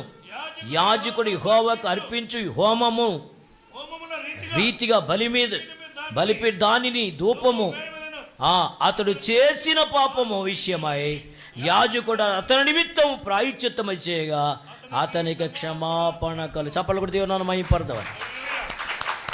ఇదంతా నేను ఎందుకు చదివించానంటే, ఈరోజు గొర్రె పిల్లగా మారిన యేసుక్రీస్తు మన యొక్క పాపాన్ని మోసుకొని వెళ్ళాడు, మన దోషాన్ని మోసుకొని వెళ్ళాడు. ఎక్కడి వరకట? గొల్గతా వరకు, గబ్బత్తా వరకు ఆయన మోసిన, ఆయన భరించిన మన దోషమంతయో ఆయన భరించి సహించి ఓర్చుకున్నాడు గనక ఆయన శిలువ యాగము ద్వారా నీకు నాకు క్షమాపణ దొరికేసింది. నౌ దేవుని వీఆర్ ఆల్ ఆర్ రిడెంప్షన్, లేక we have a redemption through the blood of crucifixion of Jesus Christ. శిలువలో యేసు రక్తము ద్వారా మనకు విమోచన విడుదల కలిగినది. విమోచకుడైన దేవుని ఎదుట సాగిలపడదాం. ప్రభు చిత్తమైతే రేపు దేవుని బిళ్ళారు గమనించండి, రేపు అనగా దేవుని బిళ్ళారా మరి 1వ తారీఖు నుంచి మనం నూతన కార్యాలను చూడబోతా ఉన్నాం. నూతన శకం ఆరంభించబడి ఉన్నది. నూతన ఆరంభాలు జరిగిపోవడానికి దేవుడు సిద్ధపరుస్తున్నాడు. ఇప్పటి వరకు ఆగిపోయి జరిగిపోక ఇవి కుదరదు అనుకున్నటువంటి దేవుడు భరించేశాడు. కాబట్టి మనము ఎలా ఉండాలి అంటే, ఒక కార్యం జరగాలంటే ఆ కార్యం మన మనస్సులో దృఢపరుచుకొని తర్వాతనే సాగిపోవాలి. ఎలా ఉండకూడదు అని అంటే, ముందు చెప్పబడిన లేఖన భాగముల ద్వారా దేవుని బిళ్ళలు గమనించండి. ఏ రీతిగా అయితే తొందరపాటు కలిగి యాకోబు తన కుమారుని విషయం లేక ఇశ్రాయేలు తన కుమారుడు యోసేపు విషయంలో కన్నీరు కార్చాడు, అంతకంటే ప్రముఖంగా దేవుని బిళ్ళలు గమనించండి. మరి ఈరోజు నా జీవితంలో మనందరి కొరకు శిలువ మ్రానును వేలాడిన యేసయ్య ఈరోజు విమోచించిన కార్యములు స్వతంత్రించుకొని నూతన మాసములకి అడిగెట్టబోతున్నాం. ఇప్పటి వరకు చేదు కనిక నుంచి చేదు కొట్టివేయబడబోతా ఉంది.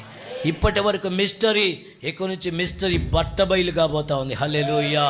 అది తెరచిన పుస్తకంగా ఉండబోతుంది. ఇప్పటి వరకు అర్థం కాలేదు, కానీ ఇక నుంచి అర్థం చేసుకోవడానికి ఏం అవసరం లేదో అవన్నీ నీ సొంతం చేసుకోబోతున్నా. హల్లెలూయా. తెరచిన పుస్తకం వలె నీ కొరకు సిద్ధపరిచిన జీతము నీవు అనుభవిస్తూ సాగడానికి సిద్ధపడు. ఈ చివరి ఆరాధనలో జ్ఞాపకం చేసుకో.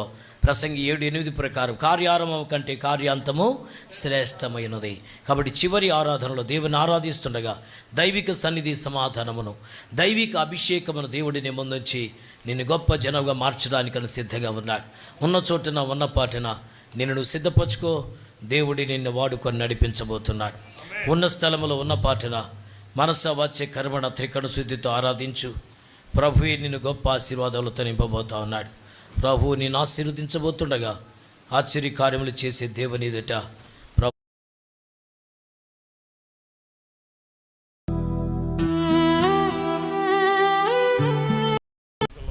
అంత్యకాల అభిషేకం. మా ఊహ పుట్టకమనిపే మా స్థితిని ఎరిగిన దేవాన్ని, ప్రేమించు దేవుడు, ఆదరించే దేవుడు, నేను గొప్ప జనముగా మార్చబోతా ఉన్నాడు. ప్రభు కొరికి పని చేయడానికి సిద్ధపడదాం. దేవుడి నిన్ను ఆశీర్వదించి ప్రభు నీతో నిలబడబోతా ఉన్నాడు. ప్రభు నిన్ను ఓడిపోనివ్వడు, నో డౌట్ ఎట్ ఆల్. నిన్ను గొప్ప జనముగా మార్చి నీ దీవెనకరంగా మార్చడానికి అని సిద్ధంగా ఉన్నాడు. ప్రభు నిన్ను ఆశీర్వదించబోతున్నాడు. ఈరోజు నీ జీవితంలో ప్రాణమిచ్చి ప్రాణదాతైన దేవునికి సాగిలపడు, సాష్టాంగపడు. ప్రభు ఈ ఆరాధన మగీకమనిపి గొప్ప కార్యాలకు స్వతంత్రించుకోబోతున్నాం. ప్రభు సుగుణాల సంపన్నుడా, స్తుతిగానాల వారసుడా, జీవింతును ఆస్వాదింతును నీ మాటల మకరందము, జీవింతును నిత్యము నీ నీడలో, ఆస్వాదింతును నీ మాటల మకరందము. సుగుణాల సంపన్నుడా, యేసయ్య నీతో జీవించగాని నా బ్రతుకుగా మారేనులే.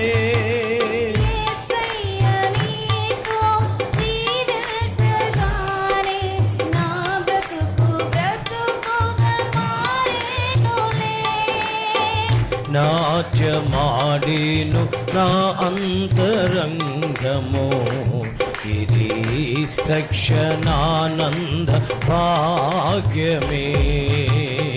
నాట్యమాడేను నా అంతరంగము. Praise the lord.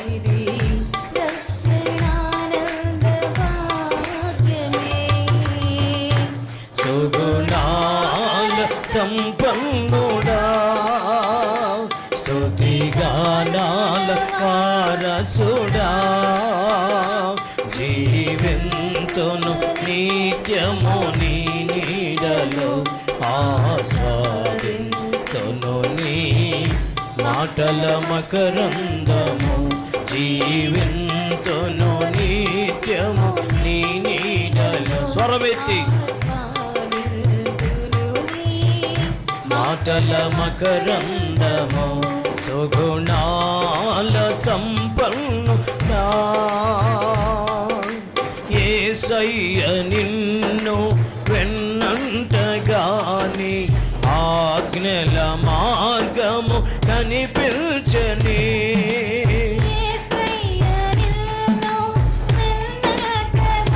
అవునయ్యా,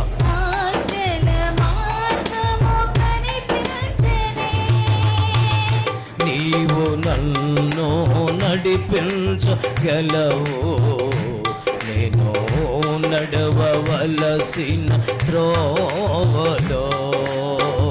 నీవు నన్ను నేను చూస్తున్నాను దైవ ప్రత్యక్షత మన మధ్యలో. దేవుని బలమైన సన్నిధి దిగిరా ఉంటే నేను చూస్తున్నాను. ఒక్కొక్కరిని దేవుడు తన ప్రభావ బలముతో మహిమతో నింపుడికి ఇష్టపడుతున్నాడు. ఆరాధిద్దాం. గానాల వారసుడా, జీవింతును నిత్యము నీ నీడలో, ఆస్వాదింతును నీ మాటల మకరందము, జీవింతును నిత్యము నీ నీడలో, ఆస్వాదింతును నీ మాటల మకరందము. సుగుణాల సంపన్నుడా, యేసయ్య నీ కృప తలంచగాని నా శ్రమలుగా అనిపించలేదే. అవునయ్యా, యేసయ్య స్తోత్రం.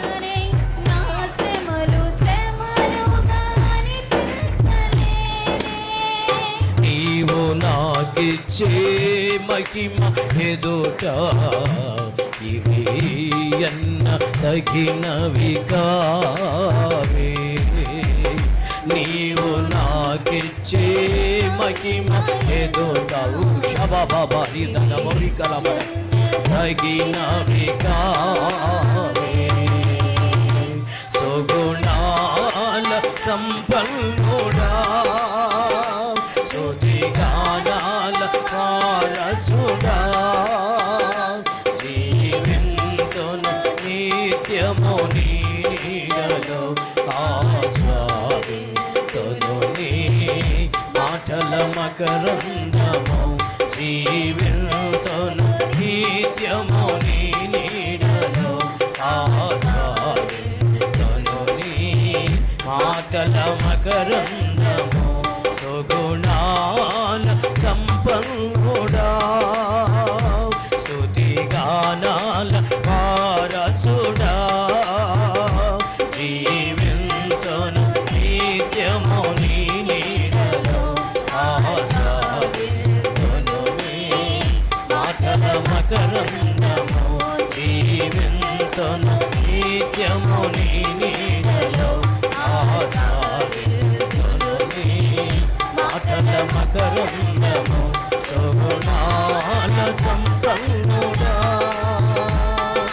నీ ప్రజల నెమ్మదికై రాజాజ్ఞ మార్చింది నీవేనని అగమును అణచి అధికారులను అగములు చేసిన నీకు. నీ ప్రజల నెమ్మదికై రాజాజ్ఞ మార్చింది నీవేనని అగమును అణచి అధికారులను అగముల చేసిన నీకు. అసాధ్యమైనది ఏమున్నది?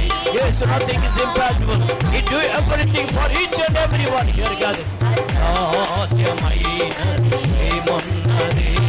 అసాధ్యమైనది ఏమున్నది? స్తుతి గోత్రపు సింహమా, యేసయ్యా, నా ఆత్మీయ ప్రగతి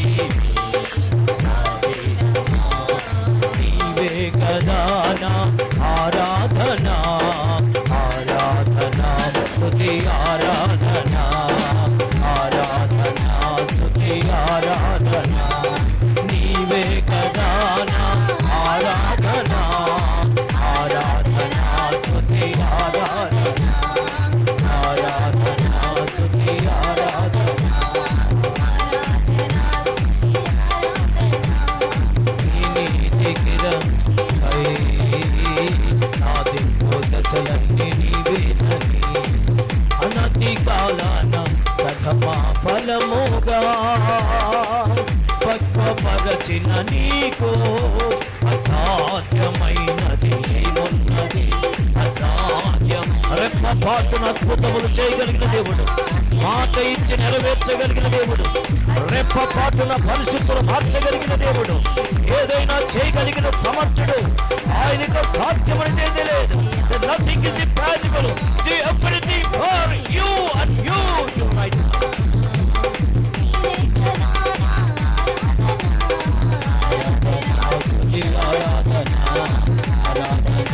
ఆరాధనకు యోగ్యుడైన దేవునికి మహిమ. స్తుతి ఆరాధన, ఆరాధనకు యోగ్యుడైన దేవుని సన్నిధిలో ఈ రాత్రి వేళ వేకోజాములో దేవుని మహోన్నత సన్నిధి ఈ 3వ జాములో దేవుని కవిగిరి దిగవచ్చి మాట్లాడుతున్న సమయం ఇది. హల్లెలూయా. నీ వారసత్వముకై నా జయము కోరింది నీవేనని. అంత అపజయం, అంత అవమానమే. ఏ పరిస్థితుల్లో కూడా మేలైనది లేదు. కానీ సిలువలో యాగమైన దేవుడు అంటున్నాడు, నీ కొరకు నేను జయమే ఇచ్చేశాను. నీ వారసత్వముకై నా జయము కోరింది నీవేనని. అత్యున్నతమైన సింహాసనమును నాకిచ్చుటలో నీకు అసాధ్యమైనది ఏమున్నది? చేతుల పైకెత్తి. అసాధ్యమైనది ఏమున్నది? సాధ్యమైనది ఏమున్నది, అసాధ్యమైనది ఏమున్నది. యోధా స్తుతి గోత్రపు సింహమా యేసయ్యా, నా ఆత్మీయ ప్రగతిని స్వాధీనమా, నీ ధనా ఆరాధనా స్తుతి ఆరాధనా ఆరాధన సూత్రం నీవే కదా నా ఆరాయసయా సోదరి బాబా శబలబర నా స్తుతి ఆరాధనా ఆరోరి బాబా బాబా శబలబరి ఆరాధనా ఆరాధనా ఆరాధనా ఆరాధనా. దేవదూత గణము దిగి వచ్చిన సమయం, మహనీయ కనుమము, ఈ లోక సేన పరలోకపు సేన కలిసి ఆరాధిస్తున్న స్థలములో అది మహనీయముగా మార్చిన దేవుని సన్నిధి. యాకోబు పోరాడి జయము పొందిన స్థలం అది. ఆరాధనా స్తుతి ఆరాధనా ఆరాధనా స్తుతి ఆరాధనా ఆరాధనా స్తుతి ఆరాధనా ఆరాధనా. అభిషేక పాత్ర every problem disappeared through the wound of Jesus Christ in Nazareth. ప్రార్థన చేసుకుందాం. దేవుని సన్నిధి దిగి వచ్చి నిలబడ్డానికి భరించడానికి సిద్ధంగా ఉండగా ప్రభు కృప కొరకే అడుగుదాం.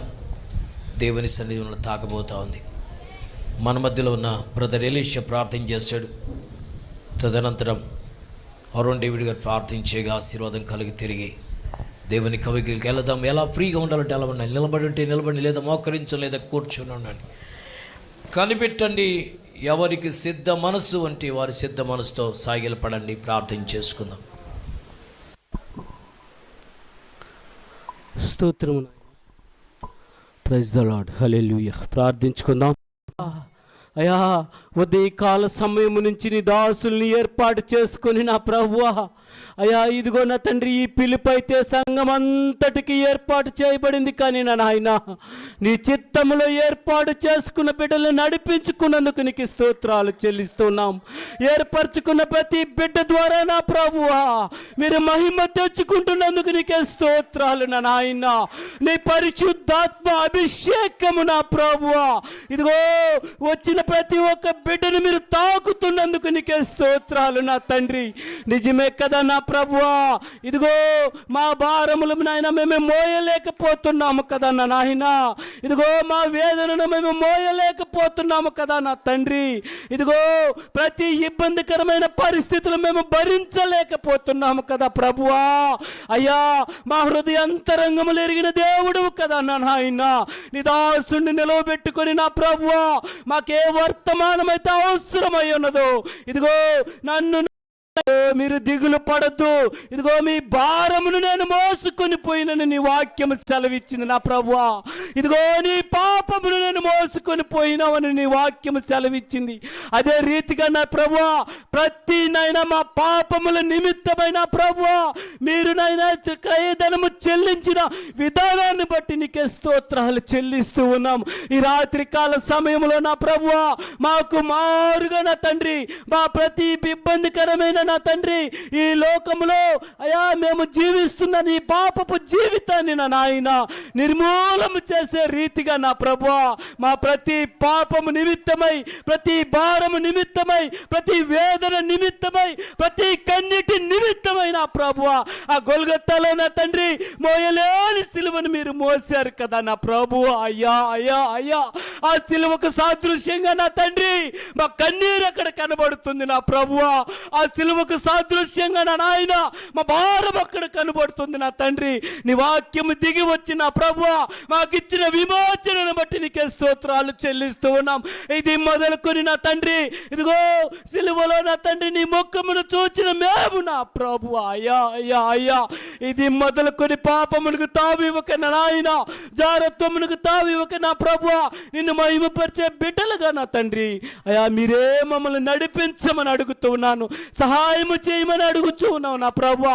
నీ సన్నిధి మాకు తోడుగా ఉంచి నడిపించమని అడుగుతూ ఉన్నాను దేవా. నీ కొందనాలు ఈ రాత్రి కాల సమయంలో నా ప్రభువా ఏర్పాటు చేసుకున్న ప్రతి బిడ్డను బట్టి నీకే స్తుతి చెల్లిస్తున్నాయినా. నీ వాక్యము ద్వారా దిగి వచ్చిన నాయన ప్రతి హృదయ భారమును కొట్టివేసినందుకు నీకే స్తోత్రాలు నా నాయన. ప్రతి కన్నిటిని నాట్యముగా మార్చినందుకు నీకే స్తోత్రాలు నా ప్రభువా. ఈ మాసం అంతా నీ కాపు తెచ్చిన నీకు స్తుతులు స్తోత్రాలు చెల్లించుకుంటూ అయ్యా ముఖ్యముగా నా తండ్రి మా ఆత్మీయ తండ్రి నీ చేతులకు అప్పగిస్తున్నాను నా ప్రభువా. ఎడతెరుపు లేని పరిచర్యలో నా ప్రభువా మీరే తోడుండి బలం ఇచ్చినందుకు నీకే స్తోత్రాలు. సాటి అయిన సహాయాన్ని నా ప్రభు ఆత్మీయ తల్లి గారిని బట్టి నీకే స్తోత్రాలు నా తండ్రి. ఇదిగో నీ సేవలో నా తండ్రి నాయనా సహచరునిగా ఉండి తోడుగా ఉంటున్న విధానాన్ని బట్టి నీకే స్తోత్రాలు. ఇంకా బలపరచమని అడుగుతూ ఉన్నాం. ఇచ్చిన బిడ్డలను దీవించండి నా ప్రభువా. యవ్వన కాలంలో నీ కాడి బయటకు బిడ్డలు సిద్ధముగా ఉంటుండగా నా తండ్రి ప్రతి నా తండ్రి నీ పాత్రగా వాడుకుంటున్నందుకు నీకే స్తోత్రాలు దేవా. నీకే స్తోత్రము నాయన. అయా సహకరిస్తున్న నా తండ్రి ఇద్దరు సేవకులను బట్టి కూడా నీకే స్తోత్రాలు చెల్లిస్తూ ఉన్నాం. అనుదినము నీ పరిచర్యల బిడ్డలకు తోడుగా ఉండమని నా ప్రభువా నీ వాక్కు దిగి వచ్చి ఆ బిడ్డల్ని మహిమపరచమని నా తండ్రి నీకు మాత్రమే మహిమ చెల్లించుకుంటూ నజరేయుడు సజీవుడు ఉన్నతుడు యేసయ్య పరిశుద్ధ నామములో అడిగి వేడుకుంటున్నాను నా పరమ తండ్రి ఆమేన్. నడచి నడచి అలసిపోయినావా, నడువలేక సొమ్మసిల్లి నిలచిపోయినావా, నడచి నడచి అలసిపోయినావా, నడువలేక సొమ్మసిల్లి నిలిచిపోయినావా, కలువరి గురిదనుక సిలువ మోసినా తండ్రి ప్రభువా అయ్యా నీ భారమైన శిలువ మీద మా అందరి కొరకు నువ్వు మోసిన విధానాన్ని బట్టి నీకు స్తోత్రాలు చెల్లించుకున్నాం తండ్రి ప్రభువా. అయ్యా మేమైతే మోయలేము, అయ్యా మేమైతే ప్రభువానైనా ఆ భారాన్ని మేము భరించలేము తండ్రి ప్రభువా. అయ్యా మానవులందరి కొరకు అయ్యా నువ్వు భరించిన విధానాన్ని బట్టి, అయ్యా నువ్వు కాచిన రక్తాన్ని బట్టి, అయ్యా నువ్వు ఆయా గొల్గొతా స్థలానికి అయ్యా నువ్వు నడిచిన విధానాన్ని బట్టి నీకు స్తోత్రాలు చెల్లించుకున్నాం తండ్రి ప్రభువా. అయ్యా నువ్వు చెప్తున్నావు తండ్రి ప్రభువా అయ్యా మా అతిక్రమలంతా నీ మీద వేసుకున్న విధానం బట్టి నీకు స్తోత్రాలు చెల్లించుకున్నాం తండ్రి ప్రభువా. అయా వాక్యం వినా బిడ్డల తండ్రి ఏ భారంతో ఉండాలి తండ్రి ప్రభువా. అయా నువ్వు చెప్తున్నావు తండ్రి నాకు అసాధ్యమైనది ఏది లేదని చెప్తున్నావు తండ్రి. ఏ భారంతో ఉన్నారో ఏ ఇబ్బందితో ఉన్నారో ప్రభువా ఆ ఇబ్బంది నుంచి ఆ భారం నుంచి నేను విడుదలిస్తానని నువ్వు వాగ్దానం చేసిన దేవా నీకు స్తోత్రాలు చెల్లించుకున్నావు తండ్రి ప్రభువా. అయా అది ప్రభువా నా భారం అంతా నా మీద వేస్తే ఆ భారంలో నుంచి విడుదల ఇస్తాను, విశ్రాంతి ఇస్తాను చెప్పిన విధానం బట్టి నీకు స్తోత్రాలు చెల్లించుకున్నాం తండ్రి ప్రభువా. అయా స్తోత్రాలు చెల్లించుకున్నాం తండ్రి ప్రభువా. అయా నీకు మాకు మధ్య ఆ పాపమైన అడ్డుగోడ ఉంటే అయా ఈ క్షణంలోనే అయా విడుదల దయచేయమని ప్రార్థిస్తాం తండ్రి ప్రభువా. అయా ప్రభా వ్యాధి బాధల్లో ఒకవేళ ఈ మందిరంలో ఉంటే తండ్రి ప్రభా అయా నువ్వు చెప్తున్నావు తండ్రి అయా 39 అయా రోగాలు ప్రభువా అవి నయమికైన రోగాలు ప్రభువా నువ్వు మాయం చేసిన దేవుడు తండ్రి ప్రభా దేవానైనా. అయ్యా ఎవరైతే బాధపడుతున్నారో, ఎవరైతే వేదనలో ఉన్నారో, ఎవరైతే అనారోగ్యంలో ఉన్నారో ప్రభా నీ గాయపనాశంతో ముట్టి విడుదల చేయమని ప్రార్థిస్తాం తండ్రి ప్రభా. అయా మీరే తోడుగా సహాయంగా ఉంది. అయా దైవ సేవకుల ప్రయాణ విషయంలో, అయా బిడ్డల ప్రయాణ విషయంలో, అయా విద్యార్థులు ఎగ్జామ్ విషయంలో ప్రతి ఒక్క విషయంలో ప్రభా మీరు తోడుగా ఉండి అయా మీరే నడిపించి నీ నామానికి మహిమ ఘనత ప్రభావాలు చెల్లించుకోమని మా ప్రభు అయిన యేసుక్రీస్తు నామములో ప్రార్థన చేసుకుంటాం తండ్రి ఆమేన్. చివరి ఆశీర్వాదం కొరకు సిద్ధపడదాం. ఒకసారి అందరం వీలైతే లేచము, లేదంటే మీరు ఎలా ఫ్రీగా ఉంటారంటే అలా ఉండండి. సిలువాలో నాకై రక్తము కార్చెను, సింహాసనముకై నన్ను పిలిచెను, సింహాపు కోరల నుండి నన్ను విడి పిలిచెను, సింహాపు కోరల నుండి నన్ను విడి పిలిచెను. అందమే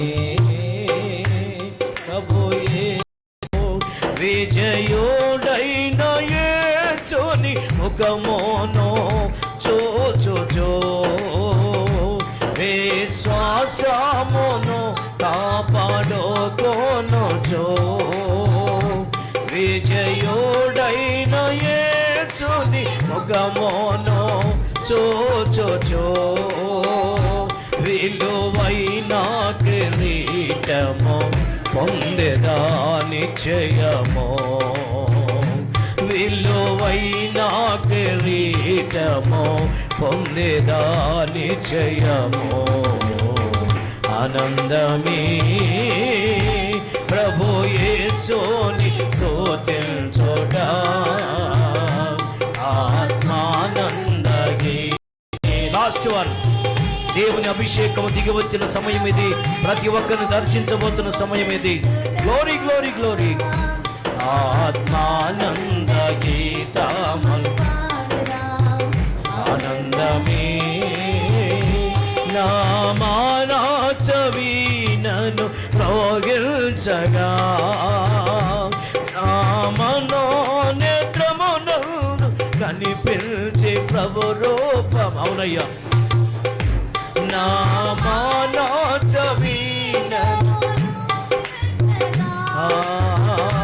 నా మనోనేత్రమును కనిపించే ప్రభు రూపమే, నా మదిలో నా మెదిలేను ప్రభు శబ్ద స్వరాలు, నా మదిలో నా మెదిలేను ప్రభు శబ్ద.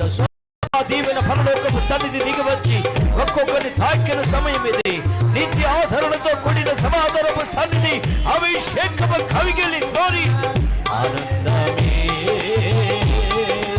యేసుని స్తుతి. దైవిక స్వస్థత, దైవిక అభిషేకం, ఇంతవరకు చూడని నూతన కార్యాలు, నూతన ఆరంభము, నూతన ఆశీర్వాదం, నూతన అభిషేకము, నూతన ప్రసన్నత, నూతన ప్రత్యక్షత, ఇప్పటి వరకు చూడని దర్శనములు, ఇప్పటి వరకు పొందలేని అభిషేకము సన్నిధి. ఓ రీబాల మనమని అన్నమే. హల్లెలూయా. ఆనంద గీతము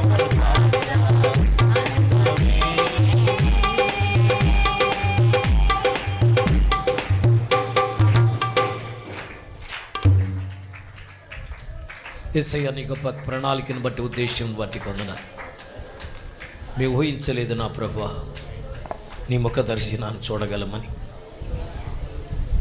చాలా దినాల క్రితం కోల్పోయిన నీ ప్రత్యక్షత మరలా తిరిగి ఒక్కొక్కరిని మీరు తాకినందుకు నీకు వందనాలని, ఒక్కొక్కరిని చిన్న క్రీస్తు వలె నిలబెట్టబోతున్నాను ప్రభువా. నీ సొత్తుగా ఉండబోతున్న పాపములు ఒప్పింపజేయటమే కాదు, పాపములో పడిపోతూ జోగిపోతున్న వారిని అనేక మందిని వీరి ద్వారా మీరు విడుదల ఇవ్వబోతుందుకు నీకు వందనాలు. చేసే కార్యములను చూడబోతున్నాం. 2026 మార్చి మాసం నుంచి నాయన మీరు అద్భుతం చేసేందుకు, ఈరోజు ఎంతమంది ఇక్కడ పాల్గొన్నారు, ప్రతి ఒక్కరిని మీరు దర్శించినందుకు, అభిషేకించినందుకు, కుమరించిన సన్నిధి ప్రత్యక్షతను బట్టి స్తుతి ఘనత మహిమ ప్రభావములు చెల్లిస్తూ నీ కృపను కోరుకుంటూ శీఘ్రముగా రానున్న యేసయ్య నామములు అడుగుచున్నాను నా పరమ తండ్రి, ఆమేన్. ప్రభు ప్రార్థన ఆశీర్వాదం తీసుకున్నా. అందరం ఒకసారి వీలైతే లేచిన పడుకొని, లేదంటే అలాగే ఉందాం. పరలోకమందున మా తండ్రి, మీ నామం పరిశుద్ధపరచబడునుగాక, నీ రాజ్యం మాకు వచ్చునుగాక, నీ చిత్తం పరలోకమని జరుగుతున్నట్లు భూమి ఎందును జరుగునుగాక. మరదినాహార నీడ మాకు దయచేయము. మడల అపరాధము చేసిన వారిని క్షమించిన ప్రకారం మా అపరాధములు క్షమించండి. మా సోదరులకి తేక కిడిని తప్పించండి. రాజ్యము, శక్తి, మహిమ నిరంతరము నీవైనావు తండ్రి. పరమ తండ్రి నా దేవుని ప్రేమ, యేసు క్రీస్తు వారి యొక్క భారమని కృప, పరిశుద్ధాత్మ దేవుని యొక్క అన్యుల నిత్య సన్నిధి, సమాధానము, ఆదరణ, ఆశీర్వాదం కూడిన మనకు లోక సకల పరిశుద్ధులకు, ప్రముఖంగా ఈ సంపూర్ణాతి ప్రార్థనలో పాల్గొన్న ప్రతి ఒక్కరికి తోడై తన సాక్షులుగా నిలబెట్టి కాపాడును గాక. నేను చూస్తున్న దర్శనంలో కొన్ని బంగారముతో నింపబడిన ముత్యములు ఒక్కొక్కరి మీద ఆయన కుమ్మరించడం నేను చూస్తున్నా. I felt very happy today onwards. Each and every one got a miracles. Hallelujah. ఈ దినం మొదలుకొని ఆశ్చర్యకరమైన సన్నిధిని అనుభవించబోతున్నారు ఒక్కొక్కరు. దేవుని కొరకు సాగండి, దేవుని పోలి నడవండి, దేవుని కొరకు నిలబడండి. ప్రభు మిమ్మల్ని సాక్షులుగా నిలబెట్టును గాక. So thank you one and all. Praise the lord.